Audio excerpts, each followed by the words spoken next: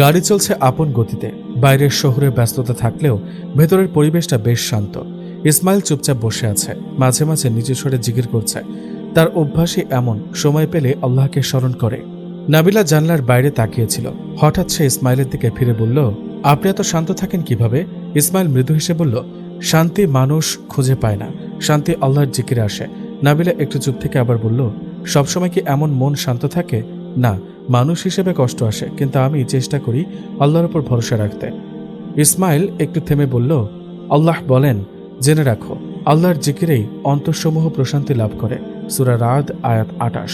নাবিলা চুপ করে গেল। কথাটা যেন তার ভেতরে ধীরে ধীরে ঢুকে যাচ্ছে। বাসায় পৌঁছানোর পর পরিবেশটা বদলে গেল, যেন দীর্ঘ সময় পর মা মেয়ের দেখা। নাবিলা মায়ের বুকে মাথা রেখে কেঁদে ফেলল। নাহিদা বেগমও আর নিজেকে ধরে রাখতে পারলেন না। ইসমাইল একটু দূরে দাঁড়িয়েছিল, সে কিছু বলল না, শুধু মনে মনে ভাবল, মা বাবার ভালোবাসা আল্লাহর এক বড় নিয়ামত। কিছুক্ষণ পর নাবিলা চোখ মুছে ইসমাইলের দিকে তাকালো। সে প্রশ্ন করল, ইসলাম কি সত্যি মা বাবার এত গুরুত্ব দিয়েছে? ইসমাইল মাথা নেড়ে বলল, হ্যাঁ, আল্লাহ বলেন, তোমার রব আদেশ দিয়েছেন, তোমরা তার ছাড়া কারো ইবাদত করবে না এবং পিতামাতার সাথে সদ্ব্যবহার করবে। সূরা ইসরা আয়াত ২৩। নাবিলা নিচু স্বরে বলল, মা বাবার সন্তুষ্টি এত গুরুত্বপূর্ণ কেন? কারণ তাদের দোয়া সন্তানের জীবনে বরকত নিয়ে আসে। নাবিলা বেশ চুপচাপ। ইসমাইল বলল, কিছু ভাবছ? নাবিলা একটু চুপ থেকে বলল, আগে মনে হতো পর্দা মানে সীমাবদ্ধতা, এখন মনে হচ্ছে এটা আমার নিরাপত্তা।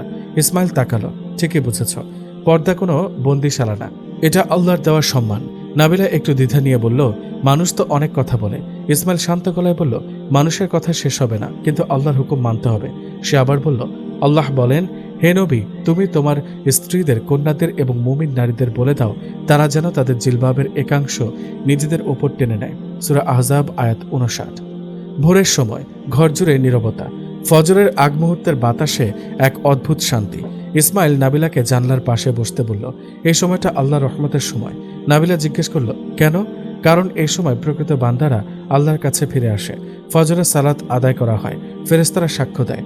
রাসূল সাল্লাল্লাহু আলাইহি ওয়াসাল্লাম বলেছেন, ফজর ও আসরের সময় ফেরেশতারা পরিবর্তিত হয়। নাবিলা ধীরে ধীরে মাথা নাড়ল। বাড়ি ধীরে ধীরে পরিবর্তন আসছে। নাহিদা বেগম আসরের সময় অজু করলেন। নিজের ভেতর একটা অপরাধ বোধ কাজ করছিল। জহিরুল সাহেব সকালে ওনার দিকে তাকিয়ে বললেন, হঠাৎ আজ? নাহিদা বেগম একটু থেমে বললেন, আমি এতদিন মানুষকে ভয় পেয়েছি, আল্লাহকে নয়। জহিরুল সাহেব চুপ হয়ে গেলেন, তারপর বললেন, সবচেয়ে বড় ভুল এটি। আল্লাহ বলেন, তোমরা আমাকে ভয় করো যদি তোমরা মুমিন হও। সূরা আল ইমরান আয়াত ১৭৫।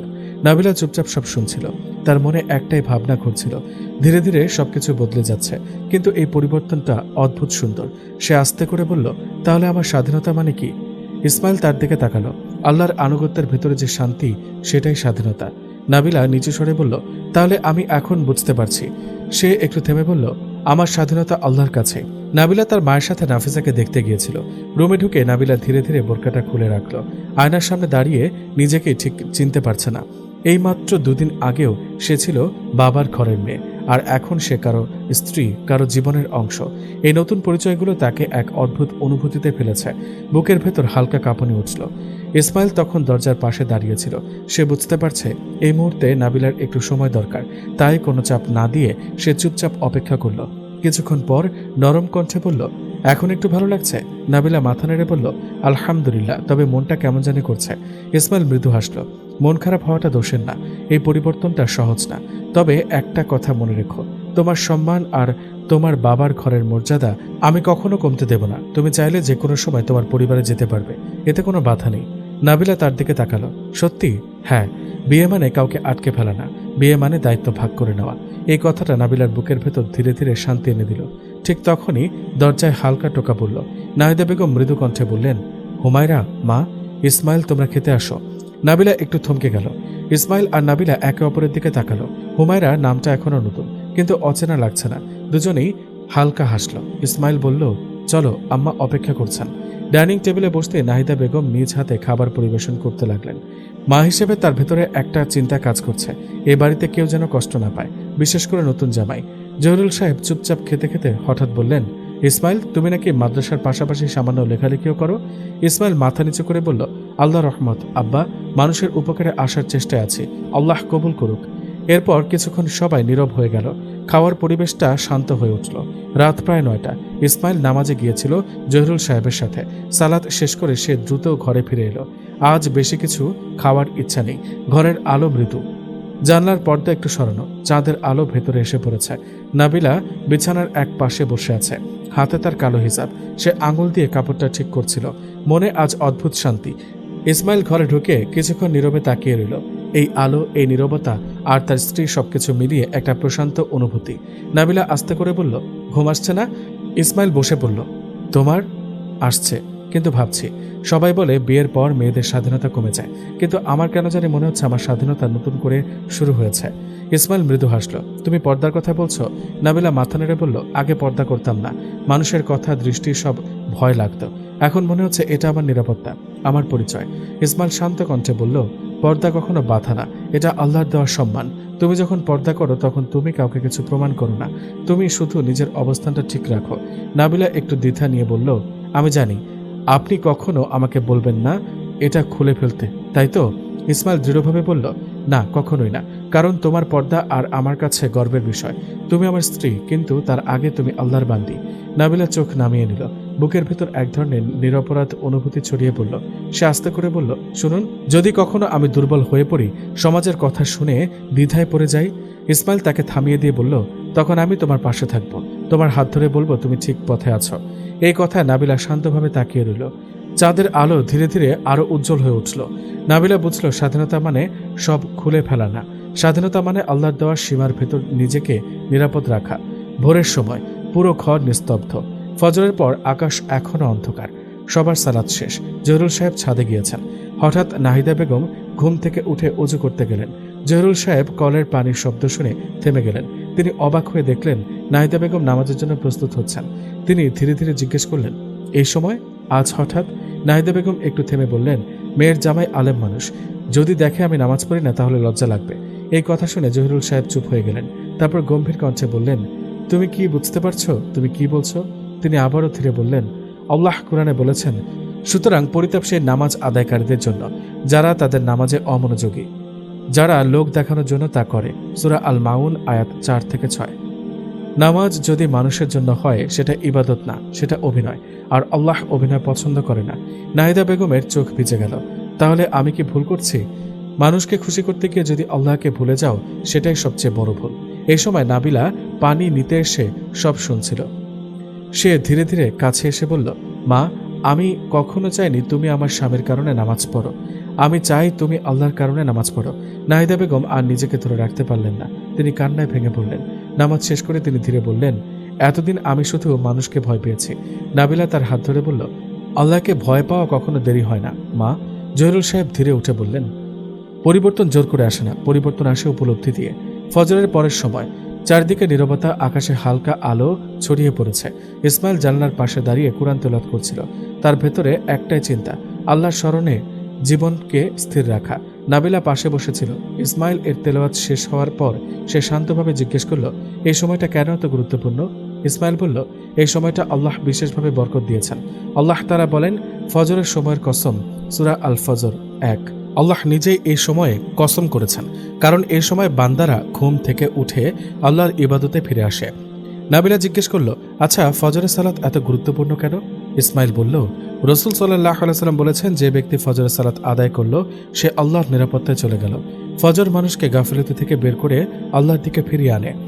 নাহিদা বেগম ওযু করে রুমের দিকে যাচ্ছিলেন। জহিরুল সাহেব তাকে দেখলেন।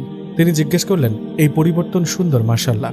নাহিদা বেগম বললেন, আমি বুঝতে পেরেছি, নামাজ মানুষের জন্য না, আল্লাহর জন্য।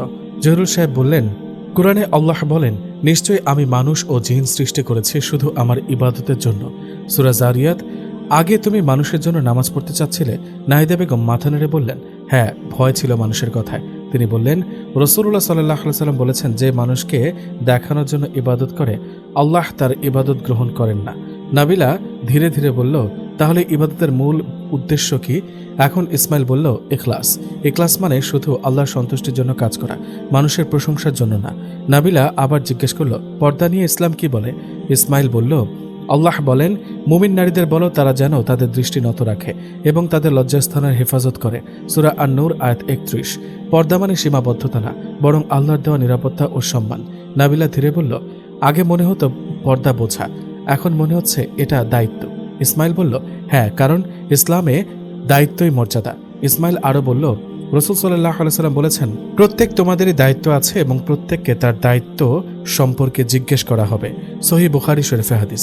নাবিলা জিজ্ঞেস করল, আবারও জিজ্ঞাসা করছি, স্বাধীনতা আসলে কি? ইসমাইল বলল, স্বাধীনতা মানে ইচ্ছা মতো চলা না। স্বাধীনতা মানে আল্লাহর হুকুমের মধ্যে থেকে সঠিক পথ বেছে নেওয়া। যে ব্যক্তি আল্লাহর বান্দা সে কখনো মানুষের দাস হয় না। জহুরুল সাহেব বললেন, তাহলে জীবনের পরিবর্তন কোথা থেকে আসে? ইসমাইল বলল, আল্লাহর দেওয়া হেদায়েত থেকে। আল্লাহ তাআলা বলেন, আল্লাহ যাকে ইচ্ছা হেদায়েত দেন। সূরা বাকারা আয়াত 213। নাবিলা ধীরে বলল, তাহলে আমি এখন কি শিখব? ইসমাইল বলল, তুমি শিখবে ইবাদত মানুষের জন্য না, আল্লাহর জন্য। পর্দা লজ্জা না, সম্মান। আর স্বাধীনতা হলো আল্লাহর আনুগত্য। নাহিদা বেগম চোখ ভিজিয়ে বললেন, এতদিন আমি ভুল পথে ছিলাম। ইসমাইল বলল, আল্লাহ বলেন, নিশ্চয়ই আল্লাহ তওবাকারীকে ভালোবাসেন। সূরা বাকারা আয়াত 222। জহুরুল সাহেব ধীরে বললেন, পরিবর্তন তখনই সুন্দর হয় যখন সেটা আল্লাহর দিকে ফিরে আসার মাধ্যম হয়। নাহিদা বেগম সালাত আদায় করতে গেলেন। ইসমাইল খেতে বসেছে। ইসমাইলের একটি জরুরি ফোন এসেছে। সে তাড়াতাড়ি হাত ধুয়ে রুমে গেল। ওপাশ থেকে ভেসে আসলো, আসসালামু আলাইকুম। ওয়ালাইকুম আসসালাম। কিরে, কি হয়েছে? তুই কি বন্ধু? পুরো একটা দিন হলো ফোন দিলি না। শ্বশুরবাড়ি গিয়ে তো আমাদের মনে নেই। নিশ্চয়ই ভালো ভালো খাবার খাচ্ছিস, তাই না? হ্যাঁ, ঠিকই বলছিস। তাই তো বলি বিয়েটা কর। তা ফোন দিলি কেন এই অসময়? আরে কি বলবো, আমি কিছু বুঝতে পারছি না। এখানে ঝামেলা। মাদ্রাসায় নাকি সন্ধ্যায় নারায়ণগঞ্জ মাদ্রাসার বড় হুজুর আসবে। তুই এখন আয়, আমি এত কিছু সামলাতে পারবো না। রুবেল হুজুর কোথায়? উনিও প্রায় পাগল হয়ে গেছেন। আচ্ছা, দেখা যাক কি করি। আমি তোকে একটু পর জানাচ্ছি। একটু তাড়াতাড়ি ইসমাইল। আচ্ছা, জানাবো ইনশাল্লাহ। নাবিলা রুমে আসলো। ইসমাইল শান্ত কণ্ঠে বলল, আমাকে তো মাদ্রাসায় যেতে হবে। আস্তে আস্তে গভীর রাত হয়ে যাবে। নাবিলা এগিয়ে এসে ভ্রু কুচকিয়ে প্রশ্ন করল, গভীর রাত কেন? নারায়ণগঞ্জ মাদ্রাসার বড় হুজুর আসবে। আসিফও এখনই জানালো, আমি রাতে আসবো ইনশাল্লাহ। আর নয়তো কাল এসে তোমাকে নিয়ে যাব। বেশি রাত হলে আসার প্রয়োজন নেই। গলিতে রাতে খারাপ খারাপ ছেলেরা থাকে। একবার আব্বু কেবল 11:45 আসছিল। ছুরি দেখিয়ে মানিব্যাগ নিয়ে গেছে। তাহলে করণীয়? ইসমাইল ভাবনায় পড়ে গেল। বিষয়টা সামান্য হলেও তাকে ভাবাচ্ছে। নাবিলা মৃদু হেসে বলল, চিন্তা করছেন কেন? আমাকেও নিয়ে চলুন। পরে কখনো আসবো আবার, তখন অনেক দিন থাকবো ইনশাল্লাহ। ইসমাইল চাচ্ছিল নাবিলা কাল পর্যন্ত থাকুক, কিন্তু নাবিলা নাছোড়বান্দা। এক পর্যায়ে মুখ ফুলিয়ে বলল, আপনি আমাকে নিতেই চান না আপনার বাড়িতে? ইসমাইল হাসতেও পারছে না। হাসলে আবার আরেক সমস্যা। বলবে আপনি কি নিষ্ঠুর, আমার কষ্টে হাসছে। শেষ পর্যন্ত সে রাজি হলো। নাহিদা বেগম আর জহুরুল সাহেবও বারণ করলেন না, তবে বললেন তাড়াতাড়ি আবার আসতে হবে, তখন যেন অনেক দিন থাকার প্রস্তুতি নিয়ে আসি। ইসমাইলও সম্মতি দিল। গাড়ি চলছে আপন গতিতে। ইসমাইল নাবিলাকে বাড়িতে পৌঁছে দিয়ে আবার মাদ্রাসা যাবে। ইসমাইল বুঝেই পাচ্ছে না হঠাৎ কেন হুজুর তাদের মাদ্রাসায় আসছে। আবার আগেও কিছু জানায়নি। মাদ্রাসায় আসছে জানানোর জন্য ইসমাইল আসিফকে কল করেছিল। তখন আসিফ বলল, হুজুরের নাকি ইসমাইলের সাথেই বিশেষ আলোচনা আছে। এই জিনিসটা ইসমাইলকে আরো ভাবাচ্ছে। ইসমাইল মাদ্রাসার প্রবেশ পথে পৌঁছালো। রাতের অন্ধকারে মাদ্রাসার লাইটগুলো শুধু আলো ছড়াচ্ছে। হঠাৎ মনে ধোকা দিল, আজকের রাত্রি অন্যরকম। ইসমাইল মাদ্রাসায় ঢুকলো। মাদ্রাসার বড় হল সবসময় সাজানো থাকে, অর্ধেক আলো জ্বলছে। ঠিক কেন্দ্রস্থলে দাঁড়িয়ে আছেন হুজুর। পাশে কিছু গুরুজনও রয়েছেন। হুজুরের মুখে হালকা হাসি, কণ্ঠে এক ধরনের গুরুত্ব। ইসমাইল তাদের কাছে এগিয়ে সালাম দিল। হুজুর উত্তর দিয়ে ধীরে বললেন, ইসমাইল, তুমি হয়তো ভেবেছ হঠাৎ কেন আমি এখানে। আসলে তোমার বোন জাহারা সম্পর্কে কথা বলার জন্য এসেছে। ইসমাইল কিছুটা চমকে গেল। জাহারার কিছু কি হয়েছে, নাকি কোনো বেয়াদবি করেছে? তার বুক ধুকপুক করছে। কি জবাব দেবে তার আম্মাকে? সে কাপা কণ্ঠে বলল, বোনের জন্য?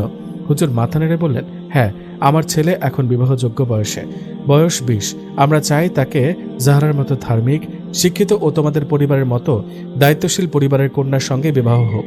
তাই আজ তোমার সঙ্গে আলোচনা করতে আসলাম। তোমার সম্মতি ও মতামত খুব গুরুত্বপূর্ণ। ইসমাইল খানিকটা শান্ত হলেও মনের মধ্যে নানা ভাবনায় ভাসতে লাগল। জাহারা তো নিজের ইচ্ছার মানুষ। সেই সঙ্গে ভাবল, হুজুরের ছেলে যথেষ্ট ভালো। এমন ছেলে হলে পরিবারের জন্য এটি একটি সম্মানের বিষয়। হুজুর অব্যাহত রাখলেন, কাল জাহারার শেষ সবক এটা নিশ্চয় জানো। আমি চাই তুমি জাহারা ও পরিবারের সঙ্গে বসে ঠিকভাবে আলোচনা করো। আমি জানি তোমার জন্য সবচেয়ে গুরুত্বপূর্ণ জাহারার সুখ। ইসমাইল ধীরে ধীরে মাথা নেড়ে সম্মতি দিল। ভেতরে ছোট একটা দ্বন্দ্ব কাজ করছে, জাহারার ইচ্ছা কি নাকি পরিবারের সিদ্ধান্ত। কিন্তু পাশে দাঁড়িয়ে থাকা হুজুরের দৃঢ়তা তাকে জানাচ্ছে এটি শুধু একটি প্রস্তাব, সিদ্ধান্তের অধিকার পুরোপুরি তাদের। এমন একটি প্রস্তাব জাহারারও প্রত্যাখ্যান করবে না নিশ্চয়ই। হুজুরের ছেলে আরাফ হিফজ শেষ বহু বছর আগে। এখন কিতাবখানার ছাত্র। হুজুরের এই সিদ্ধান্তের কারণ হলো ছেলেটাকে জিনা থেকে দূরে রাখা। তিনি প্রস্তাবে বলেছেন, ছেলে যেহেতু মাদ্রাসা থাকবে তাই মেয়ে মেয়ের বাড়িতে থাকবে, শুধু ইসলামিক নিয়মে বিয়েটা হয়ে থাকুক, যেন দুজনেই পবিত্র থাকে। ইসমাইলের কাছে বুদ্ধিটা খারাপ লাগেনি, বেশ ভালো এবং উত্তম প্রস্তাব। কাল সবক শেষে জাহরার শুনানি আর কতদিন? বেশি হলে 3 থেকে 4 মাস, কিংবা তার একটু কম বেশি। ইসমাইলের বুক থেকে একটি চিন্তা নেমে গেল। সে কি ভেবেছিল আর কি হলো। রাত গভীর হয়ে গেছে। মাদ্রাসার গেট পেরিয়ে বের হওয়ার সময় ইসমাইলের বুকটা অদ্ভুতভাবে হালকা লাগছিল। যে ভয় নিয়ে সে এসেছিল তা আর নেই। আল্লাহ চাইলে সবকিছু কত সুন্দরভাবে না গুছিয়ে দেন। আজ যেন সেটা নতুন করে অনুভব করল সে। গাড়িতে বসে বাড়ির দিকে রওনা দিল। আজ অফিসারের সাথেই তার গাড়িতে যাবে। নাবিলা জানলার পাশে চুপচাপ বসে আছে। রাস্তার গাড়ির হলুদ নীল লাল আলো তার মুখে এসে পড়ছে। তাতে মুখের প্রশান্তিটা আরও স্পষ্ট। পাতলা পর্দা আর মৃদু আলোয় বাহির থেকে তাকে কেউই দেখছে না। ইসমাইল ঘরে ঢুকল। রাত 12টা ছুঁই ছুঁই। তার মুখে ক্লান্তি স্পষ্ট। সে হালকা কণ্ঠে বলল, অনেক রাত হয়ে গেল, আফওয়ান হুমায়রা, এত ব্যস্ততায় তোমাকে সময় দিতে পারছি না। ভয় লাগেনি তো? নাবিলা তাকিয়ে মুচকে এসে বলল, আজ কেন জানি ভয় লাগছে না। আম্মু আর খালামুনিও এসেছিল, এসে গল্প করেছে। ইসমাইল বলল, ঘুমিয়ে যেতে। সকলেই তো ঘুমিয়ে গেল। নাবিলা বিছানা ঠিক করতে করতে জবাব দিল, ঘুম আসেনি। ইসমাইল হালকা হাসল, কিন্তু আর কোনো কথা বলল না। তার মাথার ভেতর তখন শুধু জাহরার কথাই ঘুরছে। ছোট বোনটা কবে যে এত বড় হয়ে গেল যে বিয়ের প্রস্তাব আসা শুরু করেছে সে নিজেও খেয়াল করেনি। ইসমাইল হুজুরের সঙ্গে আলাপ করার পরপর ফিরে খুব চিন্তিত। নাবিলা লক্ষ্য করেছে ইসমাইল কিছু নিয়ে খুব ভাবছে। ইসমাইলের মনের মধ্যে একাধিক প্রশ্ন ঘুরপাক খাচ্ছিল। জাহরা কি রাজি হবে? সে কি তার পরিবার কিংবা হুজুরের প্রস্তাব মেনে নেবে? তার কাছে মনে হচ্ছিল সিদ্ধান্তের পুরো দায়িত্ব যেন তার কাঁধে পড়ে গেছে। এদিকে রাতের অন্ধকারে মাদ্রাসার হলের মধ্যে হুজুরের পাশে নতচোখে দাঁড়িয়ে থাকা আরাফকে দেখে তার মধ্যে এক ধরনের সম্মান বোধ জন্ম নিয়েছিল।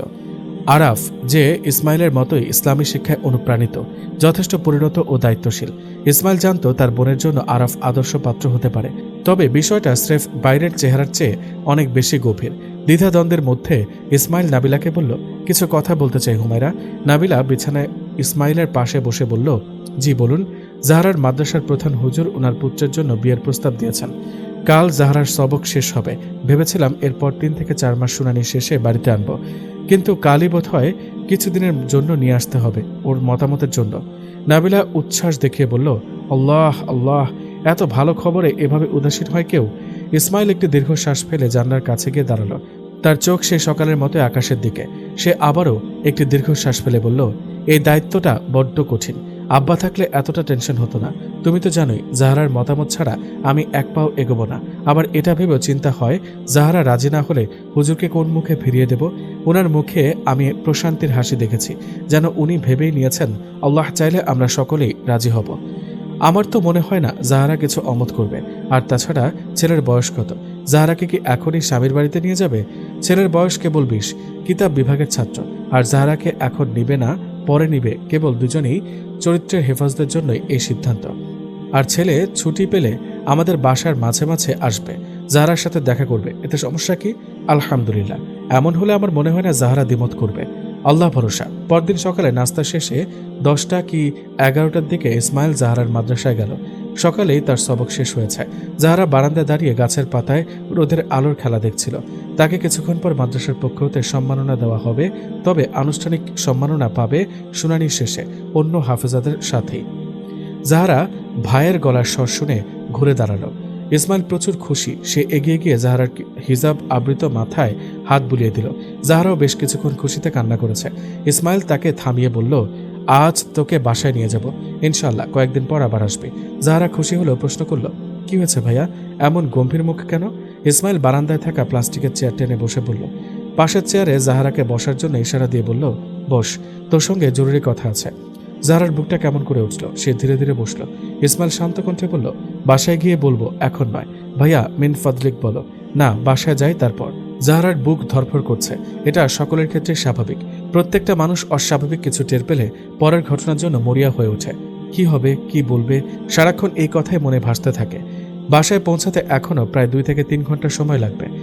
এতক্ষণ কিভাবে অপেক্ষা করবে জাহরা, এই ভেবেই সে পাগল হয়ে যাচ্ছে। বারান্দার দরজা থেকে একটি মেয়ে বলল, জাহরা আপু, সকল ওস্তাদগণ চলে এসেছেন, চলো। ইসমাইল জাহরার দিকে তাকালো। ছোট্ট একটি বাচ্চা মেয়ে, বয়স 5 কিংবা 6 হবে। ইসমাইল বাচ্চাটিকে প্রশ্ন করল, তুমি কি এখানেই পড়ো? জি হুজুর। আপনি কি আমাদের মাদ্রাসার নতুন ওস্তাদ? ইসমাইল হাসল। বাচ্চা মেয়েটির সামনে 2টি দাঁত পড়ে গিয়েছে, যার দরুন কথাগুলো বেশ সুন্দর লাগছে। ইসমাইল প্রশ্ন করল, নাজারা পড়ো নাকি নুরানি? বাচ্চা মেয়েটি কোমরে হাত দিয়ে গম্ভীরভাবে বলল, আমি 7 পারা কোরআন মুখস্থ করেছি। ইসমাইল অবাক হলো, আবারও প্রশ্ন করল, বয়স কত তোমার? জানি না, তবে আম্মু বলেছিল 6 বছর। ইসমাইল জাহারা আর বাচ্চাটিকে ভেতরে যেতে বলল। সে মনে মনে ভাবছে, কত ছোট একটা বাচ্চা আল্লাহ রহমত পাচ্ছে, আর বড় বড় নারীরা আল্লাহর এই রহমত থেকে সরে যাচ্ছে নিজের দোষে। এই মস্ত বড় শহর তাকে ক্লান্ত করে তুলেছে। প্রায় সময় মনে হয় চলে যাই কোনো এক নিস্তব্ধ জায়গায়, আর ভালো লাগে না তার। এই আধুনিক, যেখানে নারীরা যত নগ্ন ততই আধুনিক, পুরুষটা যত বেশি পায়জামা টাকনুর নিচে নামাবে ততই আধুনিক। ইসমাইল উদাসীন মনে আওড়ালো। আজকের কোলাহল ছেড়ে মন চায় সেই মদিনায় ফিরে যেতে, যেখানে রাসূল সাল্লাল্লাহু আলাইহি সাল্লামের কণ্ঠে নেমে আসতো শান্তির বাণী। সম্মাননা অনুষ্ঠান শেষ হতে বেশি সময় লাগলো না। দোয়া, নসিহত আর মিষ্টি হাসির মধ্য দিয়ে শেষ হলো জাহরার দীর্ঘ পথ চলার একটি অধ্যায়। মাথায় কিছুক্ষণ আগে ওস্তাদের দেওয়া একটি সাদা খিমার, যা মূলত তিনি এমনিতেই শুদ্ধতার চিহ্ন হিসেবে দিলেন। সকলের চোখে অদ্ভুত এক প্রশান্তি। আজ সে শুধু একজন হাফেজা নয়, বরং দায়িত্বের এক নতুন দরজায় দাঁড়িয়ে। ইসমাইল কিছুটা দূর থেকে সব দেখছিল, আর মুখে প্রশান্তির হাসি। কিছুক্ষণ পর বুকের ভেতর কেমন যেন ভর করে থাকা ভরটা একটু একটু করে হালকা হচ্ছে। তবুও সিদ্ধান্তের কথাটা মনে পড়লেই বুকের ভেতর অদ্ভুত শিরশিরে অনুভূতি হচ্ছে। মাদ্রাসা থেকে বেরিয়ে গাড়িতে উঠতেই জাহরা চুপচাপ জানলার দিকে তাকিয়ে রইল। ইসমাইল ইচ্ছা করে কিছু বলল না। সে চায় বাসায় পৌঁছে সবাই একসাথে বসে কথা হোক। সে তার আম্মাকেও জানায়নি। সে নিশ্চিত তার আম্মা এখন খুশি হবে। জাহরাকে একজন উত্তম জীবন সঙ্গীর হাতে তুলে দিলেই আমিনা বেগমের শান্তি। 2 ঘন্টার এই দীর্ঘ সময় যেন জাহরার কাছে 2 যুগের সমান। মনে হাজারটা প্রশ্ন, অথচ কোনো উত্তর নেই। বাসায় পৌঁছাতে নাবিলা দরজা খুলে দিল। জাহরাকে জড়িয়ে ধরে বলল, মাশাআল্লাহ, আমার হাফেজা ননদিটা এসে গেছে। জাহরার চোখ ভিজে উঠল। সে শুধু বলল, ভাবি, তোমার স্বামী? ইসমাইল তাকে হেসে উঠল। সে ঘরে প্রবেশ করতে করতে বলল, আরে থাম পাগলি, বোরকা খুলে আয়, সব বলছি। জাহরা ঘরে প্রবেশ করল। তাদের কথার আওয়াজ শুনে আমিনা বেগম আর ওনার বোন রান্নাঘর থেকে বের হলেন। জাহরা তার আম্মাকে আর খালাকে সালাম দিল। দুজনের ডান হাতে চুমু খেল এবং পরিশেষে দুজনকে জড়িয়ে ধরল। আমিনা বেগম জাহরাকে জড়িয়ে ধরে কান্না করছেন। এ জীবন সার্থক।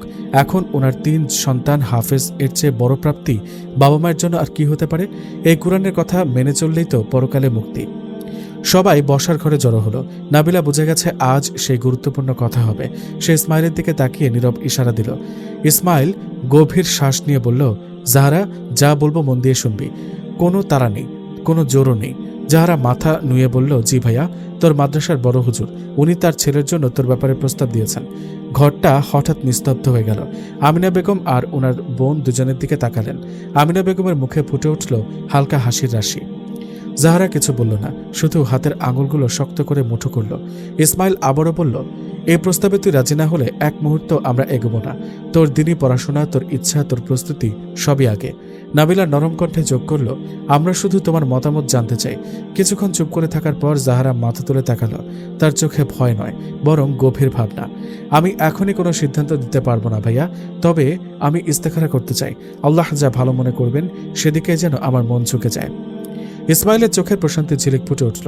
সে শান্ত কণ্ঠে বলল, এই কথাটাই শুনতে চেয়েছিলাম। আল্লাহ তোর অন্তরকে সহজ করে দিন। রাতে জাহরা এশার নামাজ শেষে অনেকক্ষণ দোয়া করল। জানলার বাইরে আকাশের তারাগুলো ঝিকমিক করছে। সে মনে মনে বলল, হে আল্লাহ, তুমি আমার রব। তুমি যেটা আমার জন্য উত্তম সেটাই আমার জন্য সহজ করে দাও। অন্যদিকে মাদ্রাসার নিরিবিলি কক্ষে আরাফ জায়নামাজ গুটাচ্ছিল। অজান্তে তার ঠোঁট থেকে বেরিয়ে এলো, ইয়া আল্লাহ, যদি এই সম্পর্ক তোমার সন্তুষ্টির হয় তবে সহজ করে দিও, আর না হলে আমার মনকে ফিরিয়ে দাও। 2 ভিন্ন জায়গা, 2 ভিন্ন মানুষ, কিন্তু দোয়ার ঠিকানা একজনই। 2 জন যুবক যুবতী যারা কেউ কাউকে চেনে না, কেবল আগ্রহী দিনদারের কারণে। তাদের দুজনেরই ভরসা এক আল্লাহ। ইসমাইল জানলা খুলে জানলার পাশে দাঁড়িয়ে আছে। আকাশের দিকে তাকিয়ে ইসমাইল মনে মনে বলল, আল্লাহ, তুমি যে ফয়সালা করো সেটাই যেন হয় শান্তির। রাত অনেকটা গভীর। বাসার সবাই ঘুমিয়ে পড়লেও জাহরার চোখে ঘুম নেই। জানলার সাদা গ্লাসের ফাঁক দিয়ে চাঁদের আলো ঘরে ঢুকেছে। সেই আলোয় জায়নামাজটা আরো শান্ত মনে হচ্ছে। সে অজু করে ধীরে ধীরে দাঁড়ালো। 2 রাকাত নফল নামাজ শেষে হাত তুলল, হে আল্লাহ, তুমি সব জানো, আমি কিছুই জানি না। যদি এই প্রস্তাব আমার দুনিয়া ও আখিরাতের জন্য কল্যাণকর হয় তবে আমার অন্তরকে প্রশান্ত করে দাও, আর যদি অকল্যাণকর হয় তবে যেভাবেই হোক আমাকে তা থেকে দূরে সরিয়ে দাও। দোয়া শেষে অনেকক্ষণ চুপ করে বসে রইল সে। অদ্ভুত এক হালকা অনুভূতি বুকের ভেতর ছড়িয়ে পড়ছে, যেন ভারী কোনো পাথর সরে যাচ্ছে। মনে কোনো ভয় আসছে না, বরং এক ধরনের স্থিরতা। ঘুমের মধ্যে সে স্বপ্ন দেখল না কোনো স্পষ্ট দৃশ্য, কোনো মানুষও নয়, শুধু দেখল একটা সরু পথ, দুই পাশে কিছুই নেই, পথটা পরিষ্কার। সে ধীরে ধীরে হাঁটছে, আর হাঁটার সাথে সাথে বুকের ভেতর প্রশান্তি বাড়ছে। ঘুম ভাঙতে ফজরের আজান ভেসে এলো। জাহারা চোখ মুছে বসে পড়ল। তার মনে হলো এই প্রশান্তিটা কি ইশারা? জাহারা ফজরের নামাজ শেষে সে দীর্ঘশ্বাস ফেলে বলল, আলহামদুলিল্লাহ। সকালবেলা নাবিলা রান্নাঘরে আমিনা বেগমের সাথে একটু কাজে সাহায্য করছিল। জাহারা চুপচাপ এসে পাশে দাঁড়ালো, একদম নাবিলার পাশ ঘেঁষে। নাবিলার কানের কাছে গিয়ে বলল, ভাবি কথা আছে। নাবিলা তাকিয়ে মুচকি হাসল। ইস্তেখারা করেছিলে?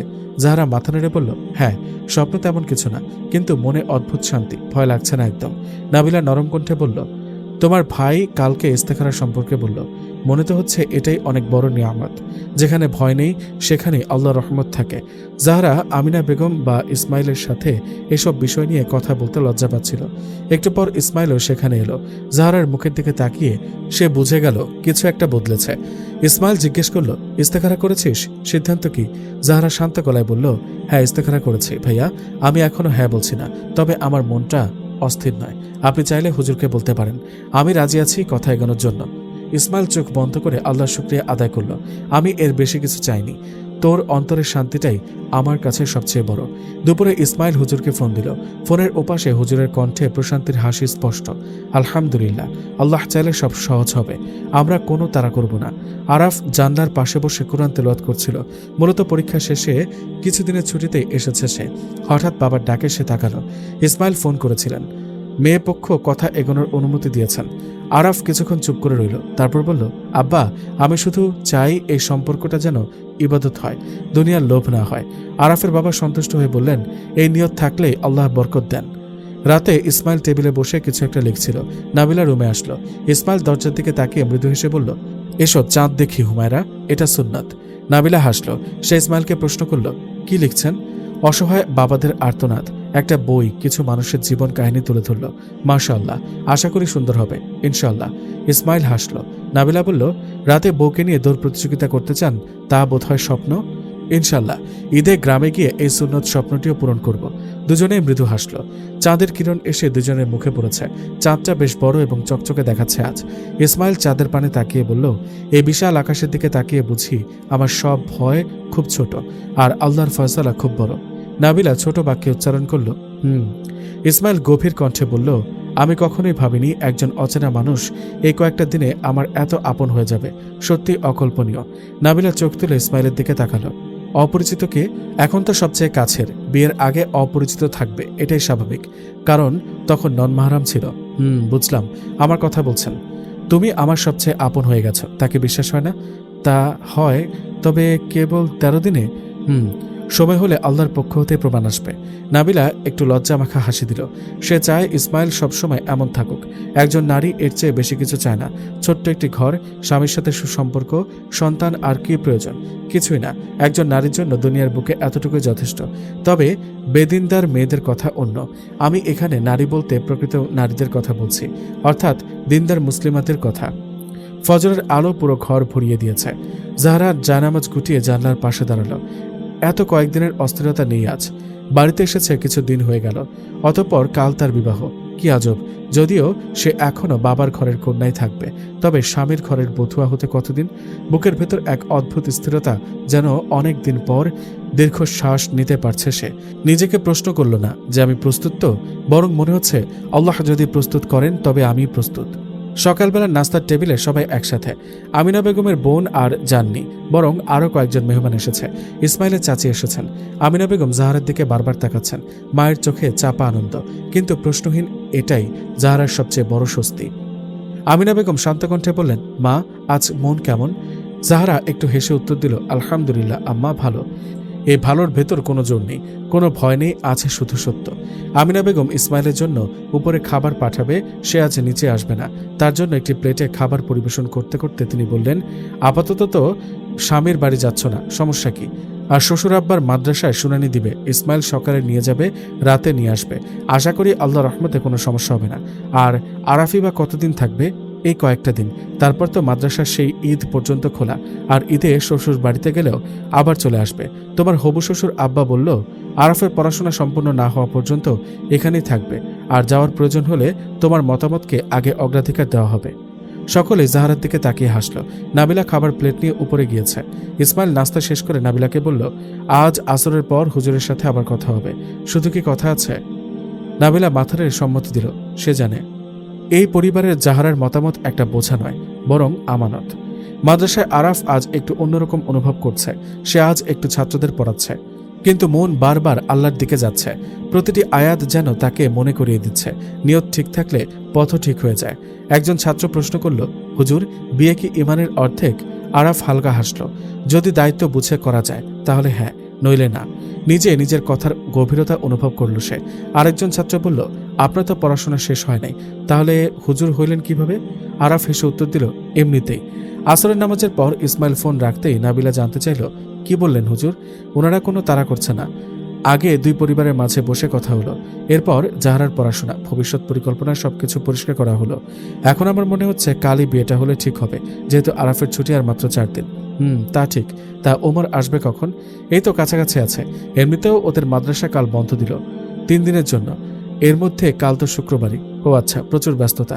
হ্যাঁ, তোমাকেও সময় দিতে পারছি না আফওয়ান হুমায়রা। ইসমাইল আর নাবিলা দুজনেই হেসে দিল। বুঝলাম না কি করে এত তাড়াতাড়ি এত কিছু হয়ে গেল। নাবিলা মুচকে হেসে বলল, আল্লাহর কাজ আল্লাহই করেছেন। ইসমাইল বলল, আল্লাহ কত সুন্দর করে তোমাকে আমার জন্য উত্তম করে দিলেন। তোমার প্রত্যেকটা কথা আমাকে অনুপ্রেরণা দেয়। সন্ধ্যার পর জাহারা নিজের রুমে বসে ডায়েরি খুলল। অনেকদিন লেখেন আসে, কলম হাতে নিয়ে লিখল, আমি কারো স্বপ্ন পূরণের মাধ্যম হতে চাই না। আমি চাই আল্লাহ যেন আমাকে এমন পথে রাখেন যেখানে আমি আল্লাহর কাছে আরো বেশি ফিরি। ডায়েরি বন্ধ করে বুকের কাছে চেপে ধরল। রাতে হঠাৎ বিদ্যুৎ চলে গেল। পুরো বাসা অন্ধকার। জানলা দিয়ে চাঁদের আলো ঢুকছে। জাহারা বারান্দায় দাঁড়ালো। আপাতত রাত অনেক।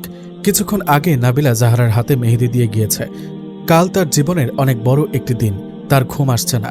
তার আকাশের দিকে তাকিয়ে মনে মনে বলল, এই বিশালতার ভেতরে জীবন কত ছোট, অথচ কত মূল্যবান।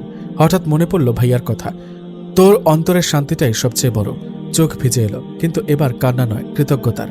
অন্যদিকে আরাফ আজ 10টার দিকে এশার নামাজ শেষে অনেকক্ষণ বসে রইল। টেবিলের এক কোণে বসে বই পড়ছে প্রায় 2 থেকে 3 ঘন্টা। না, তবুও আজ চোখে ঘুম নেই। কেমন একটা অস্থিরতা কাজ করছে। সে জানে না সামনে কি আছে, কিন্তু এটুকু জানে সে কোনো মেয়েকে পাওয়ার জন্য দোয়া করছে না, বরং আল্লাহর কাছে চাচ্ছে, যদি দায়িত্ব নিতে পারি তবেই যেন আমাকে দেওয়া হয়। এই দোয়ার ভেতরেই তার সাহস।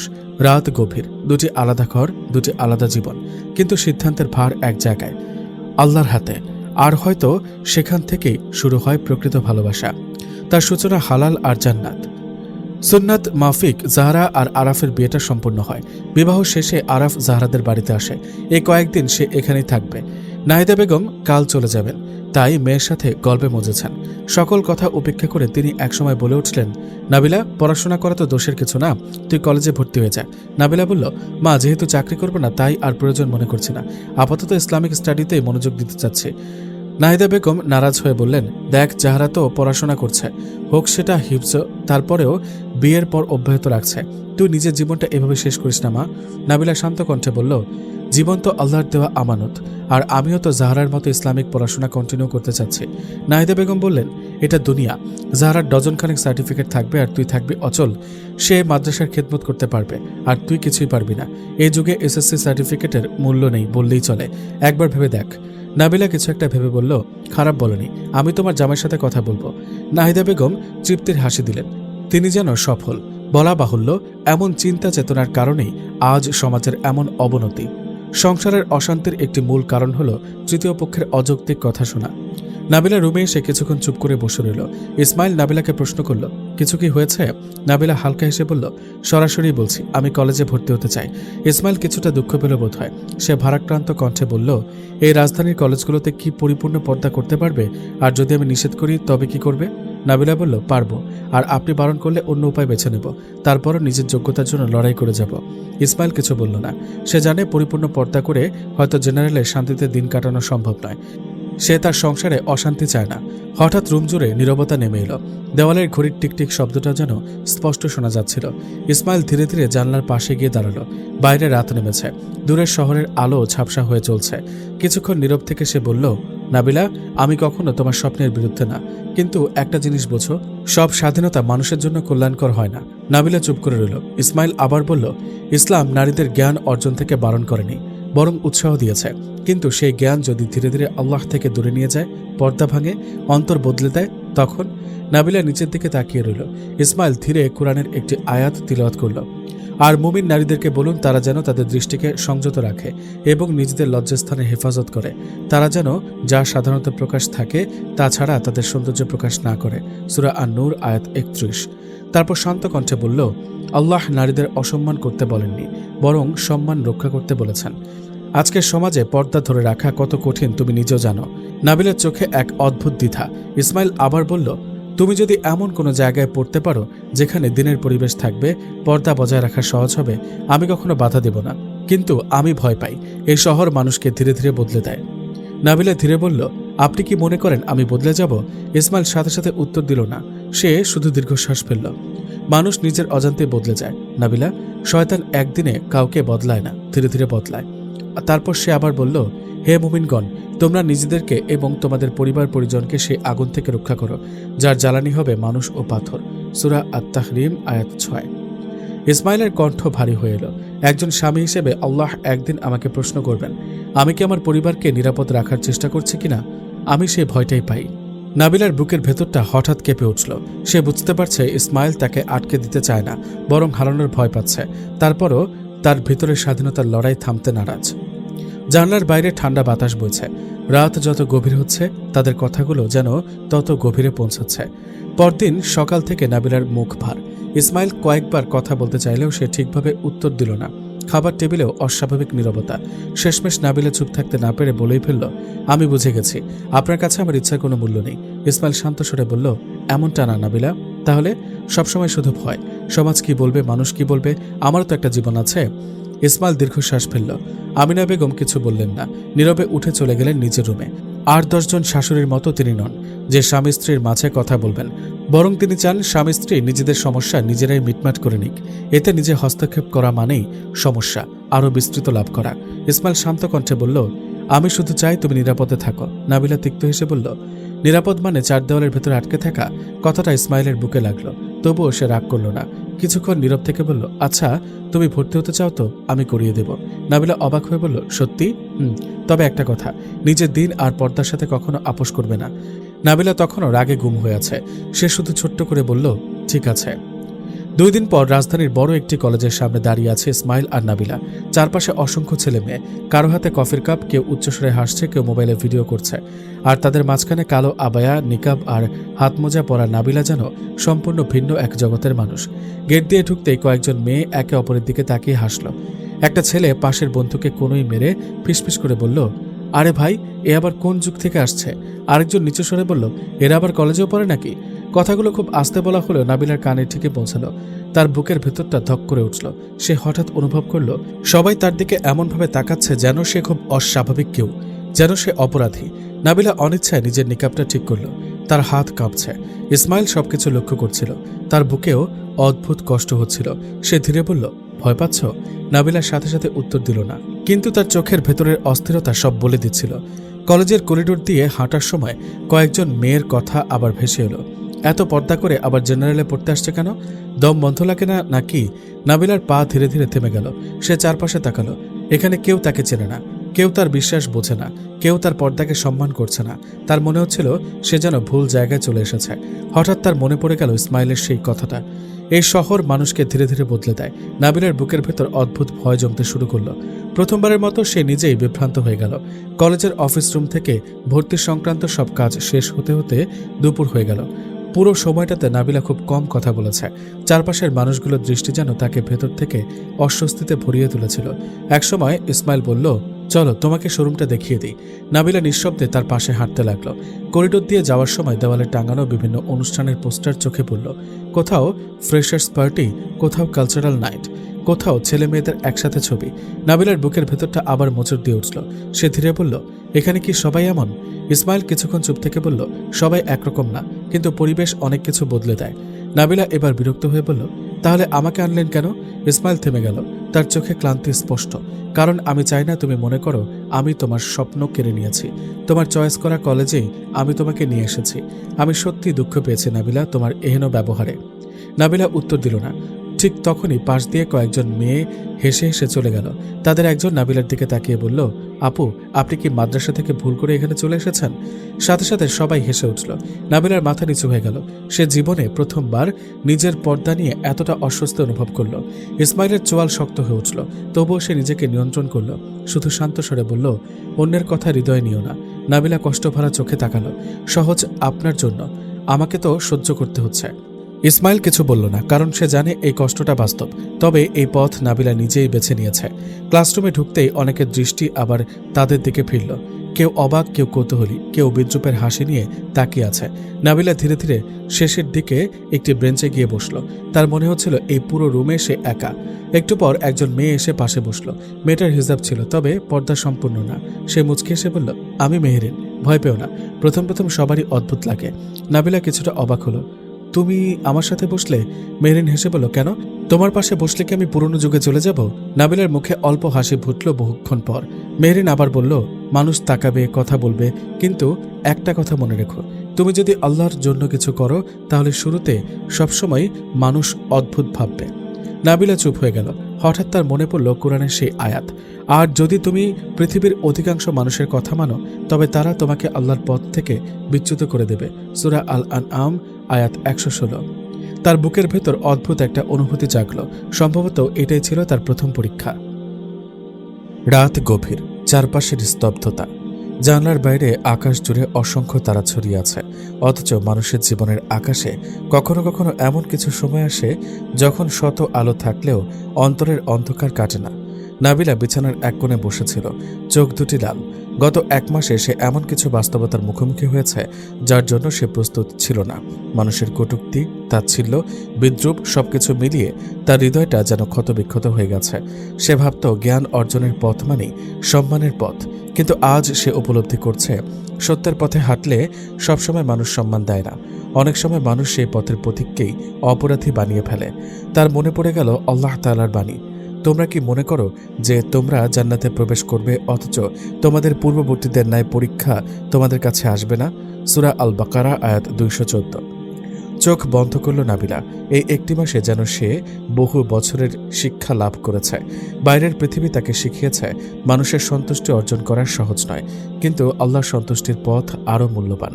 আজ নাবিলা একটু অসুস্থ ছিল, তাকে হাসপাতালে নিয়ে যাওয়া হয়েছে।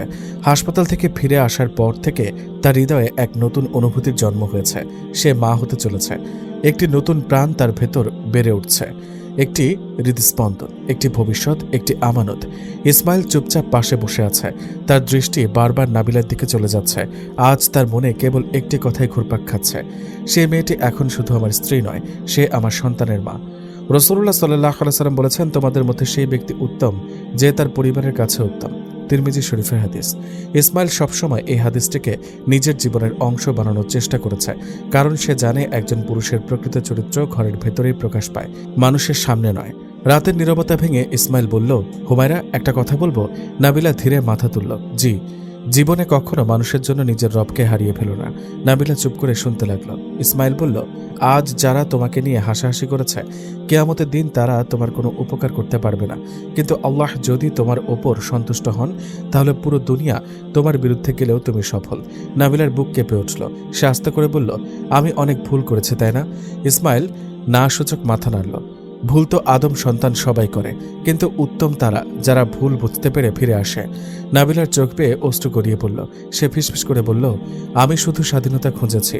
ইসমাইল মৃদু হেসে বলল, স্বাধীনতা খারাপ নয়, কিন্তু স্বাধীনতার সংজ্ঞাটা সঠিক হওয়া প্রয়োজন। নাবিলা প্রশ্নবোধক চোখে তাকালো। ইসমাইল বলল, নফসের গোলাম হওয়া স্বাধীনতা নয়, শয়তানের অনুসরণ করাও স্বাধীনতা নয়। প্রকৃত স্বাধীনতা হলো মানুষের গোলামি থেকে মুক্ত হয়ে আল্লাহর বান্দা হওয়া। ঘরটা আবার নীরব হয়ে গেল। কিছুক্ষণ পর আমিনা বেগম এসে নাবিলার পাশে বসলেন।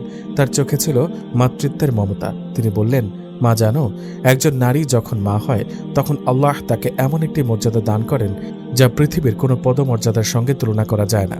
নাবিলা চুপচাপ শুনছিল। আমিনা বেগম বললেন, রসুল সাল্লাহ সাল্লাম মায়েদের সম্মান বোঝাতে গিয়ে বলেছেন, জান্নাত মায়েদের পদতলে। এই হাদিস শুধু সম্মান নয়, দায়িত্বেরও কথা বলে। কারণ জান্নাতের পথ যদি মায়ের পদতলে হয়, তাহলে একজন মায়ের প্রতিটি কথা, প্রতিটি আচরণ, প্রতিটি শিক্ষা একটি সন্তানের ভবিষ্যৎ করে দেয়। আর এখানে সরাসরি জান্নাত পায়ের নিচে এটা বোঝানো হয়নি। এখানে বোঝানো হয়েছে মায়েদের সেবা যত্ন করতে, তাদের সাথে ভালো আচরণ করতে। এতে করে জান্নাতের পথ সহজ হবে। নাবিলার চোখ ভিজে উঠল। সে নিজের পেটের দিকে তাকালো। এখনও কিছু বোঝা যায় না, কিন্তু সে জানে সেখানে একটি নতুন জীবন বেড়ে উঠেছে। হয়তো একজন আলেম, হয়তো একজন দায়ী, হয়তো এমন একজন বান্দা যার মাধ্যমে আল্লাহ অসংখ্য মানুষকে হেদায়েত দান করবেন। তার বুক কেঁপে উঠল। সে মনে মনে সূরা ফুরকানের ৭৪ নম্বর আয়াতটি পড়ল, যার অর্থ, হে আমাদের রব, আমাদের স্ত্রী ও সন্তানদেরকে আমাদের চোখের শীতলতা বানিয়ে দিন এবং আমাদের মুত্তাকীদের নেতা বানিয়ে দিন। সূরা আল ফুরকান আয়াত ৭৪। দোয়া করতে করতে কখন যে তার চোখ ভিজে গেল সে নিজেও বুঝতে পারল না। জীবনে প্রথমবারের মতো তার মনে হলো আল্লাহর দিকে ফিরে আসার মধ্যে যে প্রশান্তি রয়েছে তা পৃথিবীর কোনো স্বাধীনতা, কোনো ডিগ্রি, কোনো প্রশংসা দিতে পারে না। কারণ আল্লাহ তাআলা বলেছেন, জেনে রাখো, আল্লাহর স্মরণেই অন্তরসমূহ প্রশান্তি লাভ করে। সূরা আর রাদ আয়াত ২৮। আর সেই প্রশান্তির স্বাদ আজ নাবিলা অনুভব করছে। তার জীবনের ঝড় এখনো থামেনি, পরীক্ষাও হয়তো শেষ হয়নি, কিন্তু তার হৃদয় আজ আবার নতুন করে আল্লাহর দিকে ফিরেছে। আর যে হৃদয় আল্লাহর দিকে ফিরে আসে তাকে পরাজিত করা যায় না। ফজরের আজানের ধ্বনি ধীরে ধীরে চারপাশে নীরবতাকে ভেঙে দিল। আল্লাহু আকবার, আল্লাহু আকবার। ঘুম আর জাগরণের মাঝামাঝি এক প্রশান্ত মুহূর্তে নাবিলার চোখ খুলে গেল। কিছুদিন আগেও ভোর মানেই ছিল আরেকটি ব্যস্ত দিনের সূচনা, কিন্তু আজকাল ভোর তার কাছে অন্যরকম লাগে। মনে হয় রাতের অন্ধকার শেষে আল্লাহ যেন নতুন করে একটি সুযোগ দিচ্ছেন নিজেকে সংশোধন করার, তার দিকে আরও এক ধাপ এগিয়ে যাওয়ার। সে ধীরে ধীরে উঠে বসল। ইসমাইল জায়নামাজে বসে দোয়া পড়ছে। মৃদু আলোয় তার অবয়বটা স্পষ্ট দেখা যাচ্ছে। নাবিলা কিছুক্ষণ তাকিয়ে রইল। একসময় সে মনে করত স্বাধীনতা মানে নিজের ইচ্ছামতো জীবন গড়া। আজ সে ভাবছে, মানুষের ইচ্ছাকে সত্যি তাকে শান্তি দেয়? যদি দিত, তবে এতদিন তার হৃদয় এত অস্থির ছিল কেন? আল্লাহ তাআলার বাণী তার মনে ভেসে উঠল, যে আমার স্মরণ থেকে মুখ ফিরিয়ে নেবে তার জীবন হবে সংকীর্ণ। সূরা তোহা আয়াত ১২৪। নাবিলা দীর্ঘশ্বাস ফেলল। সে বুঝতে পারছে শান্তি আর স্বাধীনতা এক জিনিস নয়। অনেক মানুষ নিজেদের স্বাধীন মনে করে, অথচ অন্তরে তারা অশান্ত। আবার অনেক মানুষ আল্লাহর বিধানের ভেতরে থেকেও এমন প্রশান্তি লাভ করে যা দুনিয়ার কোনো সম্পদ দিয়ে কেনা যায় না। দোয়া শেষে ইসমাইল তার দিকে তাকিয়ে হাসল। ঘুম কেমন হয়েছে? আলহামদুলিল্লাহ। আজ শরীর কেমন? আমি তো তোমায় ডেকেছিলাম, উঠলে না? অনেক ভালো। ইসমাইল আল্লাহর শুকরিয়া আদায় করল। তারপর কিছুক্ষণ চুপ থেকে বলল, হুমায়রা, একটা কথা জিজ্ঞেস করি? জি। তুমি কি এখনো কলেজে ফিরতে চাও? নাবিলা মাথা নিচু করল। অনেকক্ষণ কোনো উত্তর দিল না। তারপর আস্তে করে বলল, না। ইসমাইল বিস্মিত হলো না। সে এই উত্তরই আশা করেছিল। কারণ নাবিলার চোখ ভিজে উঠল। আমি সেখানে গিয়ে নিজেকে হারিয়ে ফেলেছিলাম। শুধু মনের কথা না, আমি নিজের ভেতরেও অস্থির হয়ে যাচ্ছিলাম। মনে হচ্ছিল আমি যেন এমন একটা জায়গায় দাঁড়িয়ে আছি যেখানে আমার পরিচয়টা বোঝানোই কঠিন। ইসমাইল মনোযোগ দিয়ে শুনছিল। তারপর বলল, কিন্তু একটা কথা মনে রেখো। কি? কোনো পথ ছেড়ে দিলে তার বদলে আরেকটি উত্তম পথ গ্রহণ করতে হয়। শুধু কলেজ ছেড়ে দিলে হবে না, ইলম অর্জন বন্ধ করা যাবে না। নাবিলা মাথা তুলল। ইসমাইল আবার বলল, রসুল সাল্লাল্লাহু আলাইহি ওয়াসাল্লাম বলেছেন, জ্ঞান অর্জন করা প্রত্যেক মুমিনের উপর ফরজ। ইবনে মাজাহ। তাই তুমি ইলম অর্জন করবে, তবে এমন ইলম যা তোমাকে তোমার রবের আরও নিকটবর্তী করবে। নাবিলার হৃদয় কেঁপে উঠল। সে বলল, আপনি আমাকে শেখাবেন? ইসমাইলের মুখে মৃদু হাসি ফুটে উঠল। ইনশাআল্লাহ শেখাবো। সেদিন থেকে নাবিলার জীবনে নতুন এক অধ্যায়ের সূচনা হলো। সকালে কোরআন তেলাওয়াত, তারপর তাফসির পাঠ, আকিদা, ফিকহ, সিরাত, আদব, প্রতিদিন একটু একটু করে। প্রথম দিন ইসমাইল তাকে সূরা ফাতিহার তাফসির পড়ালো। পড়াতে পড়াতে বলল, দেখো, আমরা প্রতিদিন কমপক্ষে ১৭ বার বলি, ইহদিনাস সিরাতাল মুস্তাকিম, অর্থাৎ আমাদেরকে সরল পথ দেখাও। কিন্তু কখনো কি ভেবে দেখেছি কেন বারবার এই দোয়া করি? কারণ মানুষ যতই জ্ঞানী হোক, আল্লাহর হেদায়েত ছাড়া সে সঠিক পথে থাকতে পারে না। নাবিলা মনোযোগ দিয়ে শুনছিল। তার মনে হচ্ছিল এতদিন সে পড়াশোনা করেছে, কিন্তু এই শিক্ষার স্বাদ অন্যরকম। এখানে শুধু তথ্য নেই, এখানে হৃদয়ের পরিবর্তন আছে। দিন যেতে লাগলো। প্রতিটি দিন নাবিলাকে নতুন কিছু শেখাচ্ছিল। সে বুঝতে পারল পর্দা শুধু একটি পোশাকের নাম নয়, পর্দা একটি পরিচয়, একটি ইবাদত, একটি আত্মসম্মান, একটি আনুগত্য। আল্লাহ তাআলা বলেন, হে নবী, আপনি আপনার স্ত্রীগণ, কন্যাগণ এবং মুমিন নারীদেরকে বলুন তারা যেন তাদের চাদরের কিছু অংশ নিজেদের ওপর টেনে নেয়, এতে তাদেরকে সহজে চেনা যাবে এবং তাদেরকে কষ্ট দেওয়া হবে না। সূরা আল আহজাব আয়াত 59। আয়াতটি পড়তে পড়তে নাবিলার চোখ ভিজে উঠল। সে ভাবল, আল্লাহ কখনো তার বান্দাদের কষ্ট দেওয়ার জন্য বিধান দেন না। প্রতিটি বিধানের পেছনে রয়েছে হিকমা, রহমত এবং কল্যাণ। রাতে ঘুমানোর আগে নাবিলা দোয়া করল, হে আল্লাহ, আমি একসময় এমন স্বাধীনতা খুঁজেছি যা আমাকে আপনার কাছ থেকে দূরে সরিয়ে দিচ্ছিল। আজ আমি এমন স্বাধীনতা চাই যা আমাকে আপনার নিকটবর্তী করবে। আমার হৃদয়কে দিনের ওপর দৃঢ় রাখুন, আমার সন্তানকে আপনার প্রিয় বান্দাদের অন্তর্ভুক্ত করুন এবং আমাকে এমন একজন মা বানান যার জীবনের সবচেয়ে বড় পরিচয় হবে আপনার আনুগত্য। তার চোখ বন্ধ হয়ে এলো। জানলার বাইরে চাঁদের আলো ছড়িয়ে পড়েছে আর তার হৃদয়ের ভেতরেও যেন নতুন এক আলো জ্বলে উঠেছে। সে আজ বুঝেছে মানুষের প্রশংসা নয়, আল্লাহর সন্তুষ্টি সবচেয়ে বড় সাফল্য, আর আল্লাহর আনুগত্যের পথে রয়েছে প্রকৃত প্রশান্তি। ফজরের পরের সময়টুকু ইসমাইলের সবচেয়ে প্রিয়। এই সময়টাতে পৃথিবী যেন একটু শান্ত থাকে। মানুষের কোলাহল শুরু হওয়ার আগে যেন আকাশ, বাতাস, গাছপালা সবকিছু আল্লাহর জিকিরে মগ্ন হয়ে থাকে। বারান্দার এক কোণে বসে ইসমাইল কোরআন তেলাওয়াত করছিল, সূরা ইউসুফ। তার কণ্ঠ ধীর স্থির, কিন্তু অন্তরটা আজ অদ্ভুত ভারী। আয়াতগুলো পড়তে পড়তে তার দৃষ্টি বারবার দূরের আকাশে হারিয়ে যাচ্ছিল। এই সূরাটা তার সবচেয়ে প্রিয়। তার অতীত, বর্তমান, ভবিষ্যৎ সব যেন কোরআনে লেখা আছে। ইসমাইলের এই আনমনা ভাবটা নাবিলা দূর থেকে বিষয়টা লক্ষ্য করছিল। গত কয়েকদিন ধরে সে একটি ব্যাপার খেয়াল করেছে। ইসমাইল বাহ্যিকভাবে স্বাভাবিক থাকলেও মাঝে মাঝে কেমন যেন গভীর চিন্তায় ডুবে যায়, যেন কোনো পুরনো স্মৃতি তাকে তাড়া করে বেড়াচ্ছে, যেন কোনো ক্ষত এখনো শুকায়নি। নাবিলা চুপচাপ দাঁড়িয়ে রইল। সে এখন শিখেছে প্রতিটি প্রশ্ন সঙ্গে সঙ্গে করতে নেই, কিছু প্রশ্নের উত্তর সময় নিজেই এনে দেয়। সকালের নাস্তার সময় আমিনা বেগম হঠাৎ বললেন, এবার তো ঈদুল আজহা গ্রামেই করবো ইনশাল্লাহ। জাহরা খুশিতে বলে উঠল, সত্যি আম্মা? হ্যাঁ আলহামদুলিল্লাহ, তবে ভুলেই গেলাম আমার আর যাওয়া হচ্ছে না। নাবিলা মৃদু হেসে বলল, আরব ভাইকে নিয়ে একদিন যাবেন ইনশাল্লাহ। বিয়ের পর থেকে নাবিলা কখনো শ্বশুরবাড়ির গ্রাম দেখেনি। গ্রামের কথা শুনলে তার চোখের সামনে ভেসে ওঠে সবুজ মাঠ, ধানের গন্ধ, খেজুর গাছ, মসজিদের মাইকে আজান আর ঈদের সকাল। কিন্তু আশ্চর্যের বিষয়, সবার মুখে আনন্দ ফুটে উঠলেও ইসমাইলের মুখে কোনো পরিবর্তন দেখা গেল না। সে শুধু চুপচাপ বসে রইল। আমিনা বেগম বিষয়টা লক্ষ্য করলেন, তবে কিছু বললেন না। নাবিলাও খেয়াল করল। তার মনে প্রশ্ন জাগলো, ইসমাইল খুশি হচ্ছে না কেন? আমিনা বেগম হঠাৎ জিজ্ঞাসা করলেন, এখনো ক্ষত মুছে যায়নি বাবা? ইসমাইল মৃদু হেসে বলল, সবকিছুই ভুলে গিয়েছে আম্মা, ক্ষমা করা যে মহৎ কাজ। আমিনা বেগম মায়া ভরা দৃষ্টিতে তাকালেন ইসমাইলের দিকে। দুপুরে নাবিলা কোরআন পড়ছিল। আজ সূরা আল হাশরের শেষ 3 আয়াত মুখস্থ করছে। ইসমাইল পাশে বসে শুনছিল। মাদ্রাসা ঈদ উপলক্ষে বন্ধ দেওয়া হয়েছে। নাবিলার পড়া শেষ হওয়ার পর সে বলল, হুমায়রা, জি? গ্রামে যেতে তোমার ভয় লাগবে না তো? নাবিলা অবাক হয়ে তাকালো। ভয় লাগবে কেন? ইসমাইল কিছুক্ষণ চুপ করে থাকলো, তারপর বলল, এমনি জিজ্ঞেস করলাম, অনেকেই নীরব ঘাতক। নাবিলা বুঝলো এটা শুধু সাধারণ প্রশ্ন নয়, কিছু একটা আছে যা ইসমাইল বলতে চাইছে না। আসর পরে আরাফ ফোন দিল। ঈদের ছুটি শুরু হয়েছে। আরাফ আর ওমরও বাড়ি ফিরেছে। ফোনে অনেকক্ষণ কথা বলার পর জাহারা খুশিতে আত্মহারা হয়ে গেল। নাবিলা হেসে বলল, এত খুশি কেন? জাহারা লজ্জা পেয়ে বলল, 2 মাস পর দেখা হবে। নাবিলা মুচকি হাসল। একসময় সে এসব অনুভূতি বুঝত না, আজ বুঝতে পারে। ভালোবাসা শুধু কথায় হয় না, অপেক্ষার মধ্যেও ভালোবাসা থাকে, দূরত্বের মধ্যেও থাকে, দুয়ার মধ্যেও থাকে। সন্ধ্যার পর মাগরিবের নামাজ শেষে ইসমাইল একা ছাদে উঠে গেল। আকাশে তখন অর্ধচন্দ্র, চারপাশে নীরবতা। সে রেলিং ধরে দাঁড়িয়ে রইল। হঠাৎ তার মনে পড়ে গেল 4 বছর আগের সেই রাত, একটি ঈদের কিছুদিন আগের রাত। একটি ফোন কল, একটি চিৎকার, একটি রক্তমাখা বিশ্বাসঘাতকতা, একটি ভাঙা পরিবার। ইসমাইল চোখ বন্ধ করে ফেলল।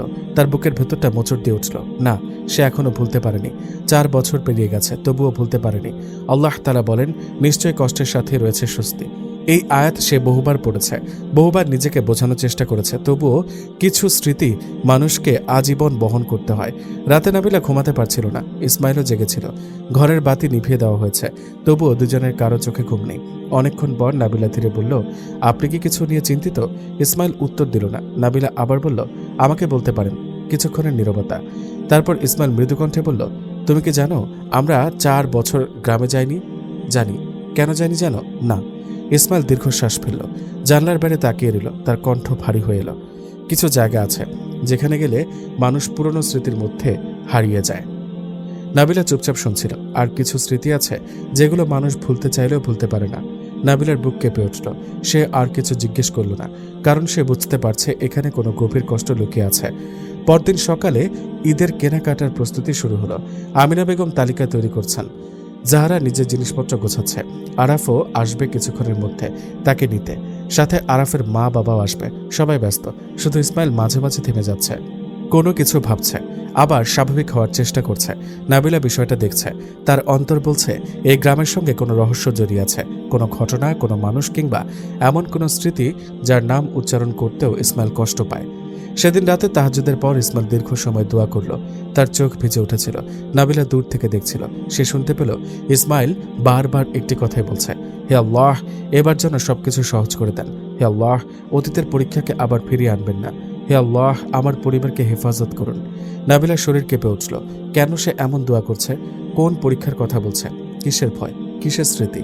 4 বছর আগে কি হয়েছিল সেই গ্রামে? কেন গ্রামের নাম শুনলে তার চোখের গভীরে ছায়া নেমে আসে? আর কেন সে বারবার নাবিলার দিকে তাকিয়ে উদ্বিগ্ন হয়ে পড়ে? নাবিলা কোনো উত্তর পেল না, শুধু অনুভব করল এই সফর সাধারণ কোনো সফর নয়। এই গ্রামের পথে হয়তো এমন একটি গল্প অপেক্ষা করছে যার ক্ষত এখনো পুরোপুরি শুকায়নি। সুবহে সাদিকের আলো ধীরে ধীরে আকাশের কালো চাদর সরিয়ে দিচ্ছে। বাড়ির ভেতরে আজ অন্যরকম ব্যস্ততা। ঈদুল আজহার আর মাত্র একদিন বাকি। আজই তারা গ্রামের উদ্দেশ্যে রওনা হবে। নাবিলা জানলার পাশে দাঁড়িয়ে আকাশ দেখছিল। এটাই বিয়ের পর তার প্রথম গ্রামে যাওয়া। ছেলেবেলায় নানা বাড়িতে যাওয়া হলেও বহু বছর হয়ে গেছে গ্রামের পরিবেশ থেকে দূরে। তার ভেতরে এক ধরনের কৌতূহল কাজ করছে, কিন্তু সেই কৌতূহলের পাশাপাশি আরেকটি বিষয় তাকে ভাবিয়ে তুলছে। ইসমাইল গত কয়েকদিন ধরে মানুষটাকে কেমন যেন বদলে গেছে। মুখে হাসি আছে, কথাও বলছে, কিন্তু চোখের গভীরে যেন অন্য কিছু গল্প লুকিয়ে আছে, যেন সে কোনো অদৃশ্য ভার বয়ে বেড়াচ্ছে। ফজরের নামাজ শেষে ঘরে এসে ইসমাইল চুপচাপ বসেছিল। তার সামনে খোলা কোরআন।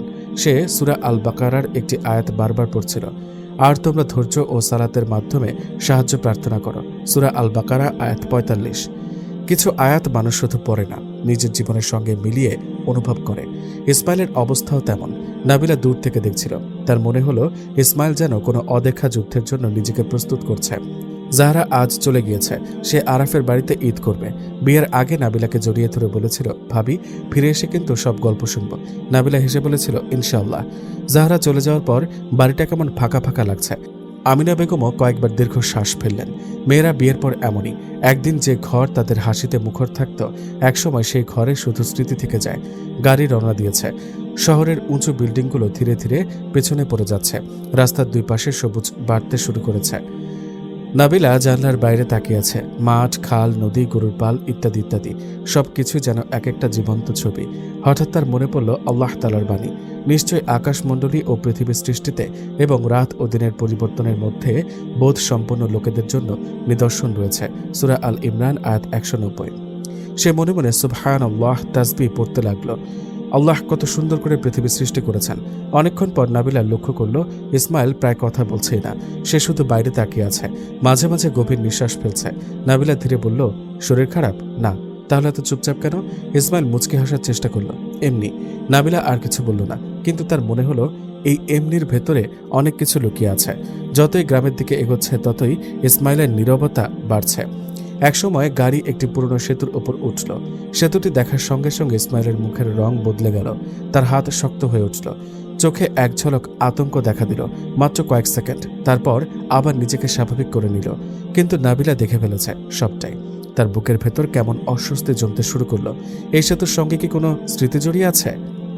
জোহরের কিছু আগে তারা গ্রামে পৌঁছালো। বড় একটি পুকুর, পুকুরের চারপাশে নারকেল গাছ, দূরে বিস্তীর্ণ ধান ক্ষেত, মসজিদের মিনার, শীতল বাতাস, সবকিছু দেখে নাবিলার মন ভরে গেল। সে গাড়ি থেকে নেমে চারপাশে তাকিয়ে রইল। সুবহানাল্লাহ, এ যেন অন্য এক পৃথিবী। শহরের কোলাহল নেই, হর্ন নেই, শুধু পাখির ডাক আর বাতাসের শব্দ। গ্রামের মানুষজন খবর পেয়ে একে একে আসতে শুরু করলো। অনেকে ইসমাইলকে দেখে আবেগাপ্লুত হয়ে গেল। 4 বছর পর সে গ্রামে ফিরেছে। একজন বৃদ্ধ চাচা এসে বললেন, বাবা, এবার তো অনেকদিন পর আসলে। ইসমাইল মাথা নিচু করল। জি চাচা। লোকটি দীর্ঘশ্বাস ফেললেন। আসতেই হবে বাবা, অতীতের জন্য মানুষ জন্মভিটা ছাড়ে না। কথাটা শুনে ইসমাইলের মুখটা শক্ত হয়ে গেল। নাবিলা স্পষ্ট অনুভব করল এই কথার ভেতরে কোনো ইঙ্গিত আছে, যা সে এখনো জানে না। আসর পরে নাবিলা বাড়ির পেছনের দিকে হাঁটছিল। সেখানে একটি পুরনো আম গাছ, বড় একটি খোলা মাঠ, আর মাঠের শেষ মাথায় একটি ভাঙাচোরা ঘর। ঘরটি অনেক দিনের পরিত্যক্ত মনে হচ্ছে। সে কৌতূহলী হয়ে উঠল। ঠিক তখনই পাশের এক বৃদ্ধা বললেন, মা ওইদিকে যেও না। নাবিলা চমকে তাকালো। কেন? বৃদ্ধা কিছুক্ষণ চুপ রইলেন, তারপর বললেন, এমনি। নাবিলা বুঝলো এটাও সেই একই উত্তর, যে উত্তর মানুষ তখন দেয় যখন আসল উত্তর বলতে চায় না। মাগরিবের পর গ্রামের মসজিদ থেকে কোরআন তিলাওয়াত ভেসে আসছিল। নাবিলা বারান্দায় বসেছিল, ইসমাইলও পাশে বসেছিল। অনেকক্ষণ নীরবতার পর নাবিলা বলল, আপনি কি আমাকে একটা কথা বলবেন? কি কথা? এই গ্রামে এমন কি হয়েছে যার কারণে 4 বছর আসেননি? ইসমাইল চুপ হয়ে গেল। বাতাস যেন হঠাৎ থমকে গেল। দূরে ঝিঝি পোকার ডাক শোনা যাচ্ছে, কিন্তু কেউ কথা বলছে না। অনেকক্ষণ পর ইসমাইল ধীরে বলল, সব কথা একদিনে বলা যায় না হুমায়রা, তবুও। ইসমাইল আকাশের দিকে তাকালো। তার চোখে অদ্ভুত এক বেদনা। কিছু স্মৃতি আছে যেগুলো মনে পড়লে এখনো বুকের ভেতর রক্তক্ষরণ হয়। নাবিলা আর কিছু বলল না। সে শুধু অনুভব করলো এই গ্রামের মাটির নিচে কোনো পুরনো গল্প ঘুমিয়ে আছে। একটি গল্প যার কারণে 4 বছর ধরে একজন মানুষ নিজের ভিটা থেকে দূরে ছিল। একটি গল্প যা এখনও তার চোখের গভীরে ছায়া ফেলে, আর সেই গল্পের দরজা হয়তো খুব শিগগিরই খুলতে যাচ্ছে। রাতের আকাশে চাঁদ উঠেছে। গ্রামের বাতাসে কুরবানির ঈদের আমেজ। সবাই আনন্দের প্রস্তুতিতে ব্যস্ত, কিন্তু সেই আনন্দের আড়ালে একটি রহস্য নীরবে জেগে আছে। একটি রহস্য যার উত্তর এখনো কেউ জানে না। ঈদের সকাল, ফজরের আজানের আগে পুরো গ্রাম যেন জেগে উঠেছে। দূরে দূরে গরুর ডাক শোনা যাচ্ছে, কোথাও কোরআন তেলাওয়াত, কোথাও তাকবীরের ধ্বনি।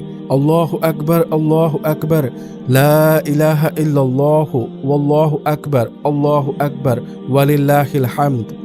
ঘুম ভাঙতে নাবিলার মনে হলো শহরের ঈদ আর গ্রামের ঈদের মাঝে আকাশ পাতাল পার্থক্য। এখানে বাতাসেও যেন ঈদের গন্ধ আছে। সে উঠে বাইরে গিয়ে দেখল আমিনা বেগম 2 চালা ঘরের বারান্দাটায় দাঁড়িয়ে আছেন। তিনি নাবিলার দিকে তাকিয়ে বললেন, মা, ঘুম ভেঙেছে? জি আম্মু। তাড়াহুড়ো করে উঠবে না, ধীরে ধীরে প্রস্তুত হও। নাবিলা মুচকি হাসল। বিয়ের পর থেকে সে অনেক মমতা পেয়েছে, কিন্তু গর্ভধারণের পর আমিনা বেগম যেন আরও বেশি স্নেহশীল হয়ে উঠেছেন। নামাজের পর ইসমাইল ঘরে এসে কোরআন তিলাওয়াত করছিল। নাবিলা জানলার আড়াল থেকে গ্রামের মানুষের আনাগোনা দেখছিল। ঈদের দিন হওয়ায় বাড়িতে আত্মীয় স্বজন আসবে, অনেক মানুষ থাকবে। আমিনা বেগম এসে বললেন, মা, তুমি সামনের উঠোনে যেও না, ভিড় হবে। তুমি ভেতরে আরামে থাকো, আমি সাহায্য করি। না, পুরুষরা বাইরের দিকটা সামলে নেবে ইনশাল্লাহ। আম্মু, তুমি এখন অতিথির মতো থাকবে, তোমার দায়িত্ব নিজের শরীরের যত্ন নেওয়া। নাবিলা লজ্জা পেয়ে মাথা নিচু করল। কিছুক্ষণ পর কয়েকজন আত্মীয় এলেন। ঘর ভরে গেল মানুষের কণ্ঠে। নাবিলা নিজের নিরিবিলি কক্ষে বসেছিল। কেউ তাকে বিরক্ত করছে না, কারোর সামনে যেতে বাধ্য করা হচ্ছে না। এতে তার বেশ স্বস্তি লাগছিল। সে ভাবল, মানুষের প্রতি সম্মান শুধু বড় বড় কথা বলার মধ্যে নয়, কখনো কখনো কারো স্বাচ্ছন্দ্যকে গুরুত্ব দেওয়ার মধ্যেও সম্মান লুকিয়ে থাকে। ইসমাইল ঈদের নামাজের জন্য বের হওয়ার আগে দরজার কাছে এসে বলল, শরীর কেমন? আলহামদুলিল্লাহ। কিছু প্রয়োজন? না, বিশ্রাম নিও। নাবিলা মুচকে হাসল। ইসমাইল চলে গেল। দরজার বাইরে তাকবীরের ধ্বনি ভেসে আসছিল। তার হৃদয়টা অদ্ভুত প্রশান্তিতে ভরে উঠল। আল্লাহ তাআলা বলেন, এবং যে আল্লাহকে ভয় করে তিনি তার জন্য উত্তরণের পথ তৈরি করে দেন। সূরা আত-তালাক আয়াত 2। কিছু মাস আগেও তার জীবন ছিল অস্থিরতায় ভরা। আজও পরীক্ষা শেষ হয়নি, কিন্তু অন্তরটা অনেক শান্ত, কারণ সে শিখেছে প্রতিটি অবস্থায় আল্লাহর দিকে ফিরে যেতে। ঈদের নামাজ শেষে গ্রামের মানুষ একে অপরের সঙ্গে কোলাকুলি করল। অনেকে ইসমাইলকে ঘিরে ধরল। 4 বছর পর সে ঈদের সময় গ্রামে এসেছে, কিন্তু সেই আনন্দের মাঝেও কিছু বৃদ্ধের চোখে এক ধরনের নীরবতা ছিল, যেন তারা এমন কিছু করেছে যা অন্যরা ভুলে গেছে। ইসমাইল বিষয়টা লক্ষ্য করল। তার বুকের ভেতর আবার সে পুরনো অস্বস্তি ফিরে এলো। বাড়িতে ফিরে সে প্রথমে নাবিলার খোঁজ নিল। নাবিলা তখন কোরআন পড়ছিল। ইসমাইল কিছুক্ষণ চুপচাপ তাকিয়ে রইল, তারপর বলল, আজ তোমাকে অনেক শান্ত লাগছে। নাবিলা মৃদু হেসে বলল, আজকের দিনটাই শান্ত, আলহামদুলিল্লাহ। কুরবানির প্রস্তুতি শুরু হলো। বাড়ির পুরুষরা বাইরে ব্যস্ত, আর ভেতরে বাড়ির 2 বেগম রান্নার তদারকি করছেন। একজন ইসমাইলের আম্মা আমিনা, আরেকজন ইসমাইলের চাচি সোহানা। নাবিলা কয়েকবার সাহায্য করতে চাইলেও তারা রাজি হলেন না। আমিনা বেশম মাথায় হাত বুলিয়ে বললেন, মা, তুমি বসে থাকো। নাবিলা বলল, আমি একদম ভালো আছি। ভালো আছে বলেই বিশ্রাম করবে। নাবিলা হাসল। আমিনা বেগমও হাসলেন। তারপর আবার বললেন, একজন মা যখন একটি নতুন প্রাণকে ধারণ করে তখন তার প্রতিটি দিনই মূল্যবান, তাই নিজের খেয়াল রাখা ইবাদতেরই অংশ। কথাটা শুনে নাবিলার হৃদয় নরম হয়ে গেল। বিকেলের দিকে উত্তরের বারান্দায় বসেছিল নাবিলা। দূরে মাঠ দেখা যায়, শিশুরা খেলছে। গ্রামের আকাশে পাখির ঝাঁক উড়ে যাচ্ছে। সবকিছু এত সুন্দর লাগছিল যে সময়ের হিসাবই হারিয়ে ফেলেছিল। ঠিক তখনই তার দৃষ্টি দূরের সেই পরিত্যক্ত ঘরটার দিকে গেল। ঈদের দিনেও ঘরটি নিঃসঙ্গ নীরব অন্ধকার। হঠাৎ তার মনে হলো ইসমাইলের অতীতের রহস্যের সঙ্গে কি ওই ঘরটার কোনো সম্পর্ক আছে? কেন গ্রামে আসার পর থেকেই সে এমন বদলে গেছে? কেন কিছু মানুষের চোখে তাকে দেখলে অদ্ভুত এক নীরবতা নেমে আসে? প্রশ্নগুলো আবার নাড়াচাড়া দিয়ে উঠল মাথায়, কিন্তু উত্তর এখনো অজানা। রাত নেমেছে। ঈদের দিনের ব্যস্ততা ধীরে ধীরে শেষ হয়ে আসছে। সবাই ক্লান্ত, কিন্তু ঘুমানোর আগে নাবিলা একটি জিনিস লক্ষ্য করল।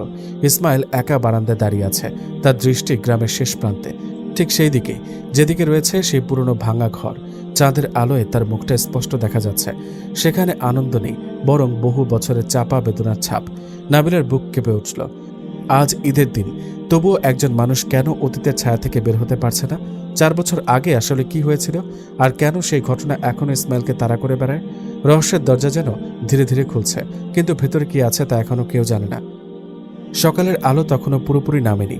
গ্রামের মাটিতে শিশিরের ফোঁটা ঝলমল করছে, কিন্তু ইসমাইলের চোখে আজ কোনো আলো নেই, শুধু অতীতের ভার। ঘরের পেছনে পড়ে থাকা নিজের ছেঁড়া জুব্বা হাতে নিয়ে সে অনেকক্ষণ দাঁড়িয়ে রইল। ওমর ধীরে বলল, ভাই, এটা তো সাধারণভাবে ছেঁড়া না। ইসমাইল চোখ নামিয়ে বলল, হ্যাঁ, এটা সাধারণ না। তার কণ্ঠ শান্ত, কিন্তু ভেতরে ঝড়। সে জানে এই প্রশ্ন শুধু কাপড়ে না, এই প্রশ্ন তার অতীতের, তার পরিবারের, তার ইমানের পরীক্ষার। ঘরে এসে ইসমাইল ধীরে নাবিলার দিকে তাকালো। তার চোখে প্রথমবার গভীর ব্যথা ফুটে উঠল। নাবিলা বারবার জিজ্ঞেস করার পর সে বলল, আমি তোমাকে একটা সত্য বলবো। সে থেমে গেল, তারপর বলল, মানুষের সবচেয়ে ভয়ঙ্কর রোগ শরীরের না, অন্তরের। নাবিলা চুপ।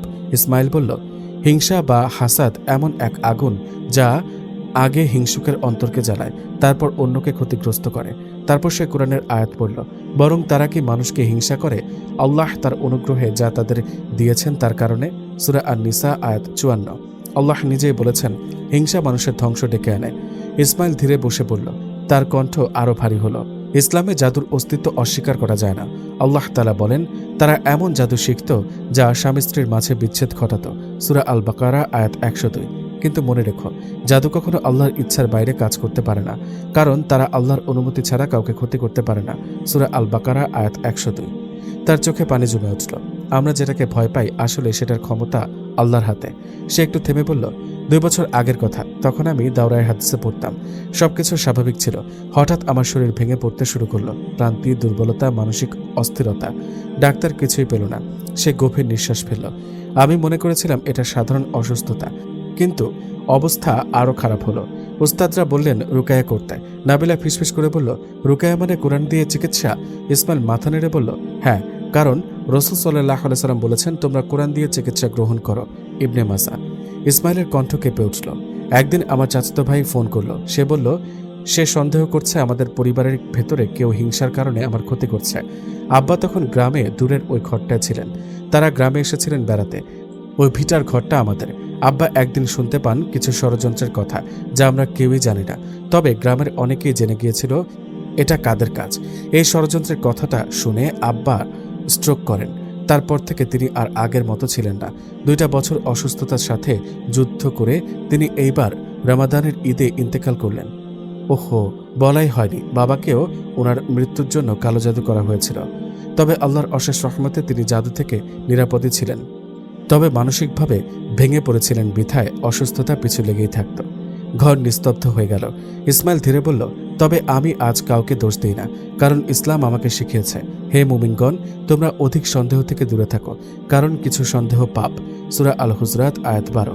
সন্দেহ মানুষকে ধ্বংস করে দেয়। যেহেতু আমি আদৌ শিওর না, তাই আমি কাউকে আজকের ঘটনার জন্য দোষ দিচ্ছি না। তবে আমি হতাশ। হিংসা পরিবার ভাঙে, আর অজ্ঞতা মানুষকে আরো অন্ধ করে দেয়। সে নাবিলার দিকে তাকালো। আমি ভয় পাই না জাদুকে, আমি ভয় পাই না মানুষের ক্ষতিকে, আমি ভয় পাই শুধু একটা জিনিস, আল্লাহর পরীক্ষায় ধৈর্য হারিয়ে ফেলা। তার কণ্ঠ ভেঙে গেল, কারণ আল্লাহ তাআলা বলেন, আর যে আমার উপর ভরসা করে তিনি তার জন্য যথেষ্ট। সূরা আত-তালাক আয়াত 3।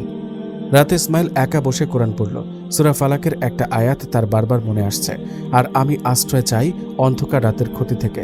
সূরা আল ফালাক আয়াত 3। সূরা নাসের এই আয়াতটা বারবার মনে গেঁথে যাচ্ছে, আমি আশ্রয় চাই মানুষের অন্তরের কুমন্ত্রণা থেকে। সূরা আন-নাস আয়াত 4-5।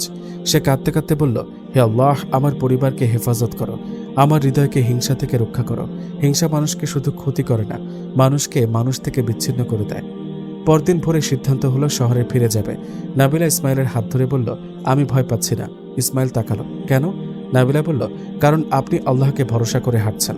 ইসমাইল মৃদু হেসে বলল, আর যাকে আল্লাহ তাআলা হেফাজত করেন তাকে কেউ হারাতে পারে না। গাড়ি চলতে শুরু করলো। পেছনে রয়ে গেল গ্রাম। ফজরের আজানের আগ মুহূর্ত। শহরের আকাশ তখনও অন্ধকারে ঢেকে আছে। দূরের কোনো মসজিদ থেকে মৃদু কণ্ঠে কোরআন তেলাওয়াত ভেসে আসছে। সারা রাত প্রায় ঘুমাতে পারেনি নাবিলা। ইসমাইলের বলা কথাগুলো বারবার তার মনে পড়ছে।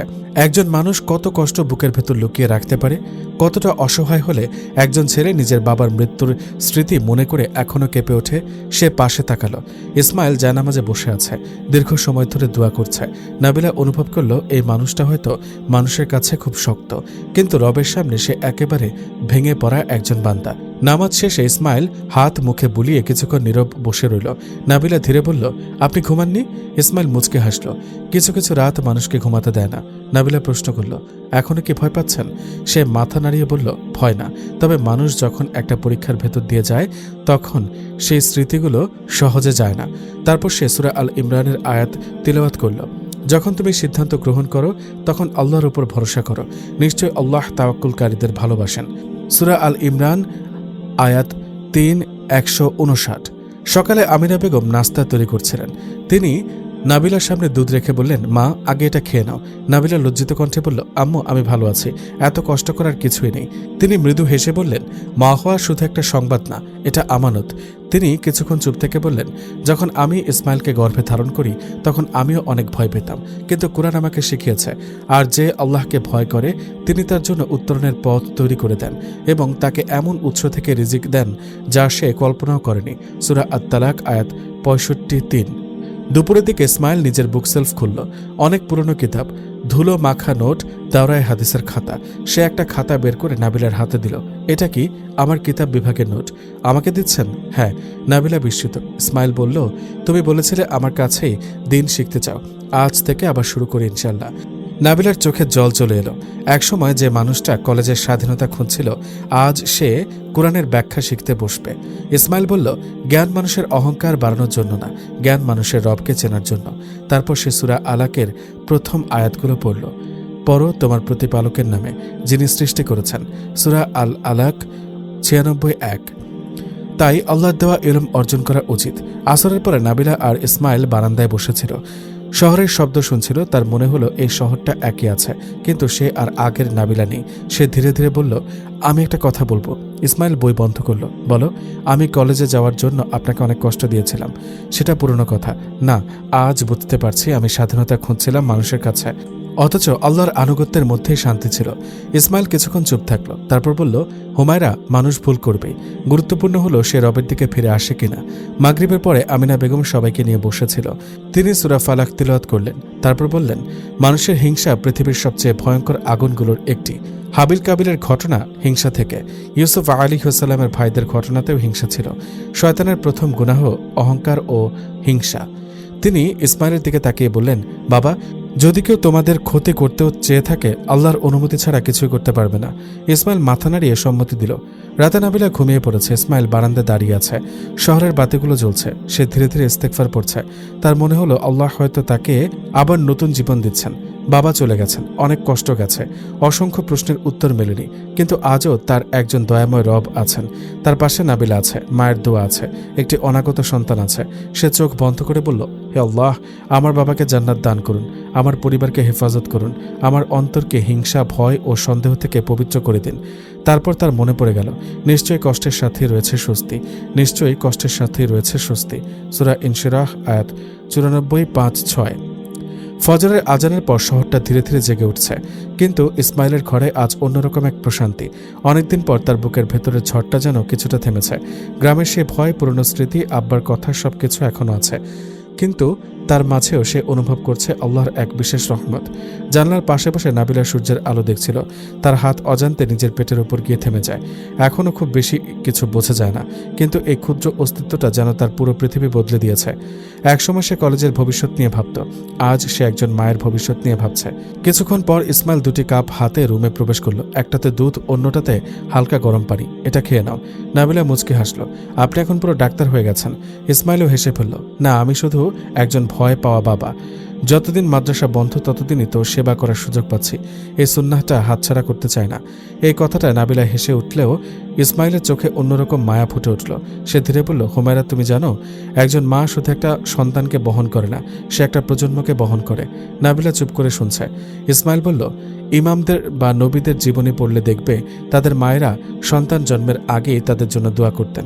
হজরত মারিয়াম আলাইহিসসালামের মা বলেছিলেন, হে আমার প্রতিপালক, আমার গর্ভের সন্তানকে আমি তোমার জন্য উৎসর্গ করলাম। সূরা আল ইমরান আয়াত ৩:৩৫। একজন মা তার সন্তানকে জন্মের আগেই গড়ে তুলতে শুরু করলেন। নাবিলার চোখ বড় হয়ে গেল। তাহলে এখন থেকেই? হ্যাঁ। ইসমাইল আলমারি খুলে একটি নতুন খাতা বের করল। সুন্দর করে প্রথম পাতায় লিখেছে, আমাদের সন্তানের জন্য। নাবিলা অবাক। এটা কি? তোমার আমলের গাইডলাইন মানে? ইসমাইল বসে বলল, আমি চাই তুমি এগুলো ধীরে ধীরে অভ্যাস করবে। এগুলো বাধ্যতামূলক না, কিন্তু সুন্দর আমল। প্রতিদিন কোরআন তেলাওয়াত, প্রতিদিন অন্তত কিছু আয়াত পড়বে। যদি ক্লান্ত হও শুনবে। আল্লাহ বলেন, এটি মুমিনদের জন্য হেদায়েত ও রহমত। সূরা ইউনুস আয়াত 10-57। সকাল সন্ধ্যার জিকির, কারণ মানুষের অন্তরের শান্তি জিকিরেই। নিশ্চয়ই আল্লাহর স্মরণেই অন্তরসমূহ প্রশান্তি লাভ করে। সূরা রাত আয়াত 13-28। সন্তানের জন্য দোয়া। ইসমাইল বলল, প্রতিদিন এই দোয়া পড়বে। রব্বি হাবলি মিনাস সালিহিন, অর্থ, হে আমার রব, আমাকে সৎ সন্তান দান করুন। সূরা আস-সাফফাত আয়াত 37-100। কষ্টের সময় ধৈর্য। গর্ভাবস্থায় কষ্ট আসবে, শরীর পরিবর্তন হবে, কিন্তু আল্লাহ বলেন, নিশ্চয় আল্লাহ ধৈর্যশীলদের সঙ্গে আছেন। সূরা বাকারা আয়াত 2:153। বেশি বেশি ইস্তেগফার। ইসমাইল বলল, ইস্তেগফার রিজিক বাড়ায়, অন্তরকে নরম করে। নাবিলা খাতাটা হাতে নিয়ে দীর্ঘক্ষণ চুপ করে রইল। তার চোখ ভিজে গেছে। আমার জন্য কেউ কখনো এমন কিছু করেনি। ইসমাইল মৃদু হেসে বলল, এটা তোমাদের উভয়ের কল্যাণের জন্য। বিকেলে আমিনা বেগম নাবিলাকে পাশে বসালেন, তার হাতে কোরআন। তিনি বললেন, মা, আমি যখন ইসমাইলকে গর্ভে ধারণ করি তখন প্রতিদিন সূরা মারিয়াম পড়তাম। নাবিলা বিস্মিত হয়ে বলল, কেন? কারণ সেই সূরায় একজন মায়ের কষ্ট আছে, মারিয়াম আলাইহিসসালামের নিঃসঙ্গতা আছে, আল্লাহর সাহায্য আছে। তিনি বললেন, মনে রেখো, সন্তান আল্লাহর আমানত, আমরা শুধু লালন করি, হিদায়াত আল্লাহ দেন। সেদিন রাতে ইসমাইল ও নাবিলা বারান্দায় বসেছিল। আকাশে চাঁদ, নীরব শহর। ইসমাইল বলল, হুমায়রা, আমি তোমাকে একটা কথা বলি। জি। সন্তান শুধু মায়ের দায়িত্ব না, বাবারও দায়িত্ব আছে। রাসূল সাল্লাল্লাহু আলাইহি সাল্লাম বলেছেন, তোমাদের প্রত্যেকেই দায়িত্বশীল এবং প্রত্যেককে তার দায়িত্ব সম্পর্কে জিজ্ঞাসা করা হবে। সহিহ বুখারী শরীফে হাদিস। তাই আমি চাই আমরা দুজন মিলে একজন আল্লাহ ভীরু সন্তান গড়ে তুলি ইনশাআল্লাহ। নাবিলা বলল, আমি পারব তো? ইসমাইল হাসল। তুমি মা হতে যাচ্ছ। আল্লাহ মায়েদের হৃদয়ে এমন শক্তি দেন যা তারা নিজেরাও আগে জানত না। রাত গভীর হলো। ঘুমানোর আগে ইসমাইল সূরা ফালাক, সূরা নাস ও আয়াতুল কুরসি পড়ে নাবিলার উপর ফু দিল। তারপর বলল, এগুলো রাসূল সাল্লাল্লাহু আলাইহি ওয়াসাল্লাম ঘুমের আগে পড়তেন। নাবিলা চোখ বন্ধ করল। আজ তার মনে ভয় নেই, না কলেজের, না মানুষের, না ভবিষ্যতের। আজ সে শুধু অনুভব করছে, একজন নারী যখন মা হওয়ার পথে হাঁটে তখন তার অন্তরও নতুন করে জন্ম নেয়। একজন পিতা চলে গেছেন, কিন্তু তার ছেলে এখন একজন নতুন পিতার পথে হাঁটছে। এটাই দুনিয়া। বৃষ্টি হচ্ছে। শহরের আকাশটা আজ সকাল থেকে মেঘলা। জানলার কাঁচ বেয়ে বৃষ্টির ফোঁটা গড়িয়ে পড়ছে। নাবিলা বারান্দার পাশে বসে আছে, হাতে কোরআন শরীফ। কয়েকদিন ধরে সে নিয়মিত সূরা মারিয়াম, সূরা ইউসুফ আর সূরা লুকমানের কিছু অংশ পড়ছে। ইসমাইল তাকে বলেছিল, একজন মায়ের অন্তর যত আল্লাহর দিকে ঝুঁকে থাকবে, ঘরের পরিবেশও তত শান্ত হবে। নাবিলা এখন আর আগের মতো অস্থির হয় না। কলেজের কথা মনে পড়ে, ক্লাসরুমের অপমান মনে পড়ে, কিন্তু সেই ব্যথাগুলো এখন আর তাকে ভেঙে দেয় না। বরং সে বুঝতে শিখেছে, কখনো কখনো আল্লাহ কোনো পথ বন্ধ করে দেন যেন মানুষ আরেকটি উত্তম পথ খুঁজে পায়। আজ ডাক্তার দেখানোর দিন। প্রথম দিকে ব্যথা হওয়ার কারণে চিকিৎসক 1 মাস পর আবার পরীক্ষা করতে বলেছিলেন। আমিনা বেগম সকাল থেকেই ব্যস্ত, বারবার বলছেন, মা, কিছু খেয়ে যাও। আম্মু, এত টেনশন করছেন কেন? আমিনা বেগম হাসলেন। আমি তো দাদি হতে যাচ্ছি। ইসমাইল পাশ থেকে বলল, আর আমি ভয় পাওয়া বাবা। সবাই হেসে উঠল। গাড়িতে নীরবতা। নাবিলা বারবার আঙুল ঘোরাচ্ছে। ইসমাইল জিজ্ঞেস করল, ভয় লাগছে? একটু। কিসের? যদি কিছু সমস্যা হয়? ইসমাইল তার দিকে তাকিয়ে বলল, আল্লাহ কারো উপর তার সাধ্যাতীত বোঝা চাপিয়ে দেন না। সূরা আল বাকারা আয়াত 2:286। যে সন্তান আল্লাহ দিয়েছেন তার হেফাজতও তিনিই করবেন। নাবিলা মাথা নিচু করল। ডাক্তার রিপোর্ট দেখছিলেন। রুমে হালকা নীরবতা। ইসমাইলের বুকের ভেতর ধুকপুক করছে। নাবিলা ডাক্তারের মুখের দিকে তাকিয়ে আছে। ডাক্তার কিছুক্ষণ চুপ থেকে আবার রিপোর্ট দেখলেন। তারপর মৃদু হেসে বললেন, মাশাআল্লাহ। ইসমাইল নত চোখে প্রশ্ন করল, কোনো সমস্যা? ডাক্তার মাথা নাড়লেন, না। তারপর আবার বললেন, আপনাদের জন্য একটা সুখবর আছে। নাবিলা অবাক, কি? ডাক্তার হাসলেন। মনে হচ্ছে আপনারা একজনের বাবা মা হচ্ছেন না। কয়েক সেকেন্ড নীরবতা, তারপর তিনি বললেন, দুইজনের। নাবিলার ঠোঁট কেঁপে উঠল। ইসমাইল কিছুই বুঝতে পারল না। ডাক্তার বললেন, যমজ সন্তান, মাশাআল্লাহ। নাবিলা হঠাৎ ইসমাইলের দিকে তাকালো। তার চোখ ভিজে গেছে। ইসমাইল যেন স্থির হয়ে গেল। তারপর খুব ধীরে বলল, আলহামদুলিল্লাহ। তার ঠোঁট কাঁপছে, চোখ ভিজে উঠেছে। হাসপাতালের বাইরে কিছুক্ষণ কেউ কথা বলতে পারল না। নাবিলা গাড়িতে বসে কাঁদছে। ইসমাইলও নীরব। অনেকক্ষণ পর নাবিলা বলল, আপনি খুশি? ইসমাইল মৃদু হেসে বলল, আলহামদুলিল্লাহ, প্রচুর। তবে আমিও ভয় পাচ্ছি। কেন? একজন সন্তান মানুষ করার ভয়ই যথেষ্ট ছিল। আল্লাহ আমাকে দুজনের দায়িত্ব দিলেন। ইসমাইল চোখ ভিজে উঠল। সে বলল, আমি কি পারবো? নাবিলা তার হাত ধরল। আপনি পারবেন ইনশাল্লাহ। বাড়িতে ঢুকতে আমিনা বেগম উদ্বিগ্ন কণ্ঠে বললেন, কি বলল ডাক্তার? ইসমাইল চুপ, নাবিলাও চুপ। জাহারা পাশে দাঁড়িয়ে। অনেকক্ষণ পরে ইসমাইল বলল, আম্মা, হ্যাঁ, আপনি একসাথে দুজনের দাদি হতে যাচ্ছেন। কি? আমিনা বেগমের চোখ ভিজে গেল। তিনি বসে বললেন, দুইজন? ইসমাইল মাথা নাড়ল। ডাক্তার তাই বলেছে। তিনি চোখ মুছলেন। আলহামদুলিল্লাহ। তারপর নাবিলাকে বুকে জড়িয়ে ধরলেন। আল্লাহ তোমাকে বরকত দান করুন মা। পাশে জাহরাও খুশিতে বাকরুদ্ধ হয়ে দাঁড়িয়ে আছে। রাতে ইসমাইল অনেকক্ষণ ঘুমাতে পারল না। সে আলমারি খুলে তার আব্বার পুরনো টুপি বের করল। দীর্ঘক্ষণ তাকিয়ে রইল। তার চোখ দিয়ে পানি পড়ছে। ইদানিং তার আব্বাকে অনেক মনে পড়ে। নাবিলা জিজ্ঞেস করল, কাঁদছেন? ইসমাইল ধীরে বলল, আজ আব্বাকে খুব মনে পড়ছে। কেন? কারণ তিনি সবসময় বলতেন, তোর সন্তান হলে বুঝবি বাবা হওয়া কাকে বলে। তার গলা ভারী হয়ে গেল। আজ যদি তিনি বেঁচে থাকতেন। কথা শেষ করতে পারল না। ইসমাইল জায়নামাজে বসল। তার চোখ ভিজে। সে সূরা আল ফুরকানের এই দোয়া পড়ল, হে আমাদের প্রতিপালক, আমাদের স্ত্রী ও সন্তানদের আমাদের চোখের শীতলতা দান করুন এবং আমাদের মুত্তাকিদের নেতা বানিয়ে দিন। সূরা আল ফুরকান, আয়াত ৭৪। সে রাতে ঘুমানোর আগে ইসমাইল নাবিলার পেটের ওপর আলতো করে হাত রাখল। তার কণ্ঠ কাঁপছিল। তোমরা দুইজন? নাবিলা মুচকে এসে বলল, ওরা এখনই কি শুনবে? ইসমাইল বলল, হয়তো শুনবে না। সে একটু থেমে বলল, কিন্তু আমি চাই আমার সন্তানরা প্রথম থেকে জানুক। তাদের আগমনের সংবাদ শুনে তাদের বাবা কেঁদেছিল। কারণ আনন্দেও মানুষ কাঁদে, শুকরিয়াতেও মানুষ কাঁদে। আর আল্লাহ যখন কাউকে তার বিশেষ নিয়ামত দেন, তখন হৃদয় নিজে থেকে নরম হয়ে যায়। জানলার বাইরে তখন বৃষ্টি থেমে গেছে। আকাশে চাঁদ উঠেছে। রাত প্রায় শেষের পথে। জানলার কাঁচে জমে থাকা শিশির ধীরে ধীরে গড়িয়ে পড়ছে। ঘরের ভেতর অল্প আলো জ্বলছে। ইসমাইল জানামাজে বসে সূরা ইয়াসিন তেলাওয়াত করছিল। কয়েক বছর ধরে এই অভ্যাস তার। আর ইদানিং প্রায় প্রতিটি দোয়া সে দুটি ছোট্ট প্রাণের জন্য হাত তুলেছে। নাবিলা অনেকক্ষণ ধরে জেগেছিল, কিন্তু সে কিছুই বলছিল না। পেটে হালকা ব্যথা হচ্ছিল বেশ কয়েক ঘন্টা ধরে। প্রথমে সে ভেবেছিল হয়তো স্বাভাবিক ব্যথা, কিন্তু ফজরের কিছুটা আগে ব্যথাটা একটু বেড়ে গেল। সে ধীরে ডাকল, শুনুন। ইসমাইল সঙ্গে সঙ্গে ফিরে তাকালো। কি হয়েছে হুমায়রা? নাবিলা বলল, মনে হয় ব্যথাটা বেড়েছে। ইসমাইলের মুখের রং মুহূর্তে বদলে গেল। অনেক? জানে না। সে তাড়াতাড়ি আমিনা বেগমকে ডাকতে গেল। আমিনা বেগম সে কিছুক্ষণ নাবিলার পাশে বসে থাকলেন। অভিজ্ঞ চোখে সবকিছু বোঝার চেষ্টা করলেন।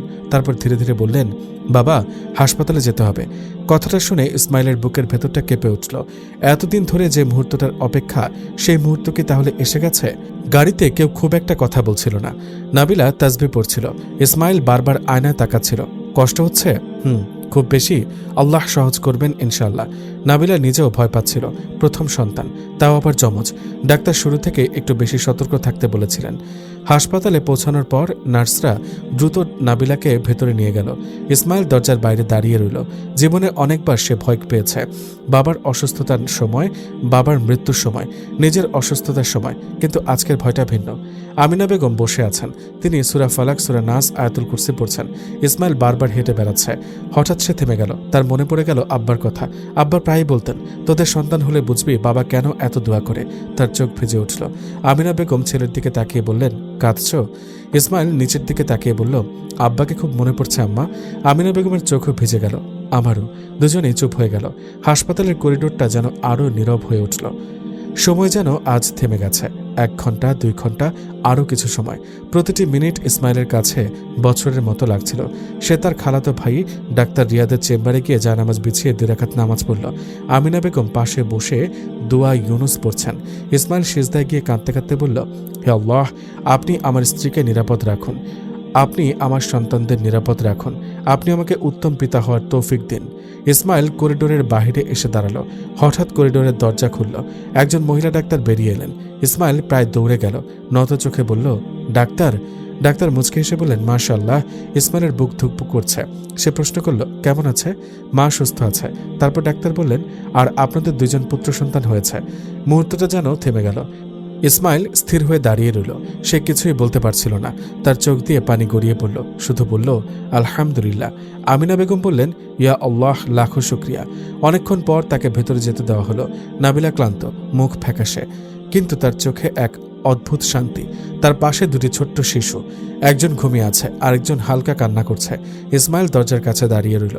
তার পা যেন এগোতে চাইছে না। নাবিলা মৃদু হেসে বলল, এইভাবে দাঁড়িয়ে আছেন কেন? ইসমাইল ধীরে ধীরে এগিয়ে এলো। তার হাত কাঁপছে। সে প্রথম শিশুটিকে কোলে নিল।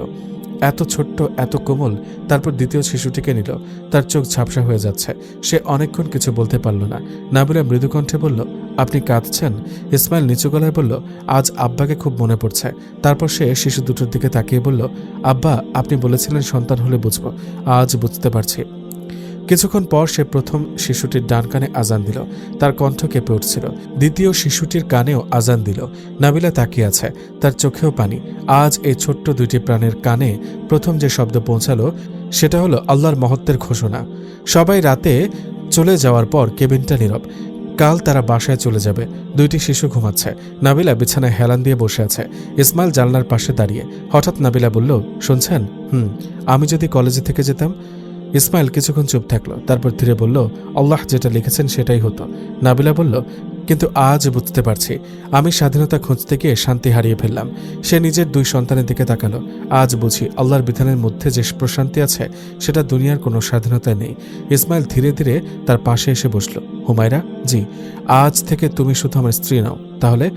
ইসমাইল 2টি শিশুর দিকে তাকিয়ে বলল, আজ তুমি 2 জন উম্মতের মায়ের দায়িত্ব পেয়েছ। নাবিলার চোখ পেয়ে অশ্রু গড়িয়ে পড়ল। দূরের কোনো মসজিদ থেকে তখন ফজরের আজান ভেসে আসছিল। নতুন একটা সকাল আসছিল। একজন নারী আজ মা হয়েছে, একজন ছেলে আজ বাবা হয়েছে, আর একজন মৃত পিতার ছেলে আজ বুঝতে পেরেছে কেন তার আব্বা তাকে এত ভালোবাসতেন। সন্তানের দায়িত্ব বহন করা বড় কঠিন। ফজরের আজান শেষ হয়েছে বেশ কিছুক্ষণ আগে। হাসপাতালের কেবিনের জানলার পর্দা সরিয়ে দিলে পূর্ব আকাশের ম্লান আলো ধীরে ধীরে ভেতরে প্রবেশ করছে। সারা রাতের ক্লান্তিতে নাবিলা আধো ঘুমে আচ্ছন্ন। পাশে ছোট্ট 2টি কাপড়ে জড়িয়ে আছে 2টি নবজাতক। একজন ঘুমের মধ্যেই ঠোঁট নাড়ছে, অন্যজন মাঝে মাঝে হাত নেড়ে উঠছে। ইসমাইল সারা রাত একবারও ঠিকমতো বসেনি। কখনো এক ছেলের মুখ দেখেছে, কখনো আরেকজনের। কখনো নাবিলার কপালে হাত রেখে দেখেছে জ্বর এসেছে কিনা। আজ তার বুকের ভেতর অদ্ভুত এক অনুভূতি। সে বাবা, এই কথাটা এখনও পুরোপুরি বিশ্বাস করতে পারছে না। ফজরের নামাজ পড়ে এসে সে দীর্ঘ সময় সিজদায় ছিল।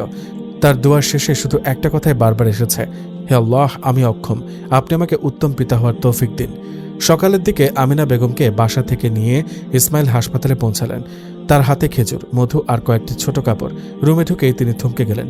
2টি শিশুর দিকে তাকিয়ে তার চোখ ভিজে উঠল। তিনি ধীরে ধীরে এগিয়ে গিয়ে প্রথম শিশুটির কপালে চুমু খেলেন, তারপর দ্বিতীয় জনের। আলহামদুলিল্লাহ। তার গলাটা কেঁপে উঠল। নাবিলা মৃদু হেসে বলল, আম্মু, মা, আল্লাহ তোমাকে কত বড় নিয়ামত দিয়েছেন জানো? নাবিলার চোখও ভিজে উঠল। অনেক পথ পেরিয়ে সে এখানে এসেছে। কলেজের অপমান, মানুষের তিরস্কার, অন্তরের অস্থিরতা, তারপর ধীরে ধীরে দিনের দিকে ফিরে আসা। আজ তার কোলে 2টি সন্তান। সে মনে মনে আল্লাহর শুকরিয়া আদায় করল।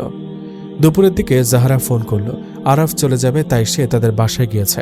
ভাবি, আমি কবে আসব? নাবিলা হাসল। তুমি তো ফুপু হয়ে গেছ। জাহারা হেসে বলল, আমি এখনই আসতে চাই। ওপাশ থেকে আরাফের কণ্ঠ শোনা গেল, আগে আমাকে ফুপা হওয়ার অভিনন্দন দাও। জাহারা বলল, আপনিও তো ফুপা হলেন। আরাফ কিছুক্ষণ চুপ থেকে বলল, ইসমাইল ভাইকে বলবেন আজ আমি খুব খুশি। বিকেলের দিকে ইসমাইল রুমে জানলার পাশে বসে আছে। নাহিদা বেগম সোফায় বসে তার নাতিদের সাথে কথা বলছেন। হঠাৎ আমিনা বেগম বললেন, বাবা, নাম ঠিক করেছ? ইসমাইল ধীরে ঘুরে দাঁড়ালো। তার চোখে অদ্ভুত কোমলতা। নাবিলাও তার দিকে তাকালো। এ বিষয়ে তারা আগে কখনো কথা বলেনি। ইসমাইল ধীরে ধীরে প্রথম শিশুটিকে কোলে নিল। তার ছোট্ট আঙুল ইসমাইলের আঙুল আঁকড়ে ধরেছে। সে অনেকক্ষণ তাকিয়ে রইল। তারপর নিচু কণ্ঠে বলল, আপনার নাম হবে হাসান বিন ইসমাইল। রুমটা নীরব হয়ে গেল। তারপর সে দ্বিতীয় শিশুটিকে কোলে নিল। শিশুটি হালকা কান্না করছিল। ইসমাইল তাকে বুকে জড়িয়ে নিল। আর আপনার নাম হবে হুসাইন বিন ইসমাইল। নাবিলা চুপ করে রইল। তার চোখে পানি। আমিনা বেগমের চোখেও ভিজে গেছে। তিনি বললেন, মাশাআল্লাহ। নাবিলা ধীরে প্রশ্ন করল, এই নাম দুটো কেন? ইসমাইল কিছুক্ষণ চুপ থাকলো। তারপর ধীরে বলল, রাসূল সাল্লাল্লাহু আলাইহি ওয়াসাল্লাম তার নাতি হাসান ও হুসাইনকে অত্যন্ত ভালোবাসতেন। তিনি বলেছেন, হাসান ও হুসাইন দুনিয়ায় আমার 2 সুগন্ধি ফুল। ইসমাইলের গলা ভারী হয়ে গেল। আমি চাই আমার ছেলেরা শুধু নামেই না, চরিত্রেও তাদের অনুসরণ করুক। তারা কোরআন ভালোবাসুক, তারা দিনকে ভালোবাসুক, তারা মানুষের উপকার করুক, আর তারা যেন আল্লাহর কাছে প্রিয় বান্দা হয়। নাবিলা আর নিজেকে সামলাতে পারল না, তার চোখ দিয়ে অশ্রু গড়িয়ে পড়ল। একসময় সে বলেছিল আমার স্বাধীনতা চাই। আজ তার কোলে শুয়ে আছে তার সন্তানরা, হাসান আর হুসাইন। সে মনে মনে ভাবল, কত অদ্ভুত আল্লাহর ফয়সালা। যে মেয়ে একদিন পৃথিবীর কাছে নিজেকে প্রমাণ করতে চেয়েছিল, আজ সে দুইটি প্রাণের মা। রাতে সবাই চলে যাওয়ার পর রুমে শুধু ইসমাইল, নাবিলা আর দুই সন্তান। হাসান ঘুমিয়ে আছে, হুসাইন মাঝে মাঝে কেঁদে উঠছে। ইসমাইল তাকে কোলে নিল।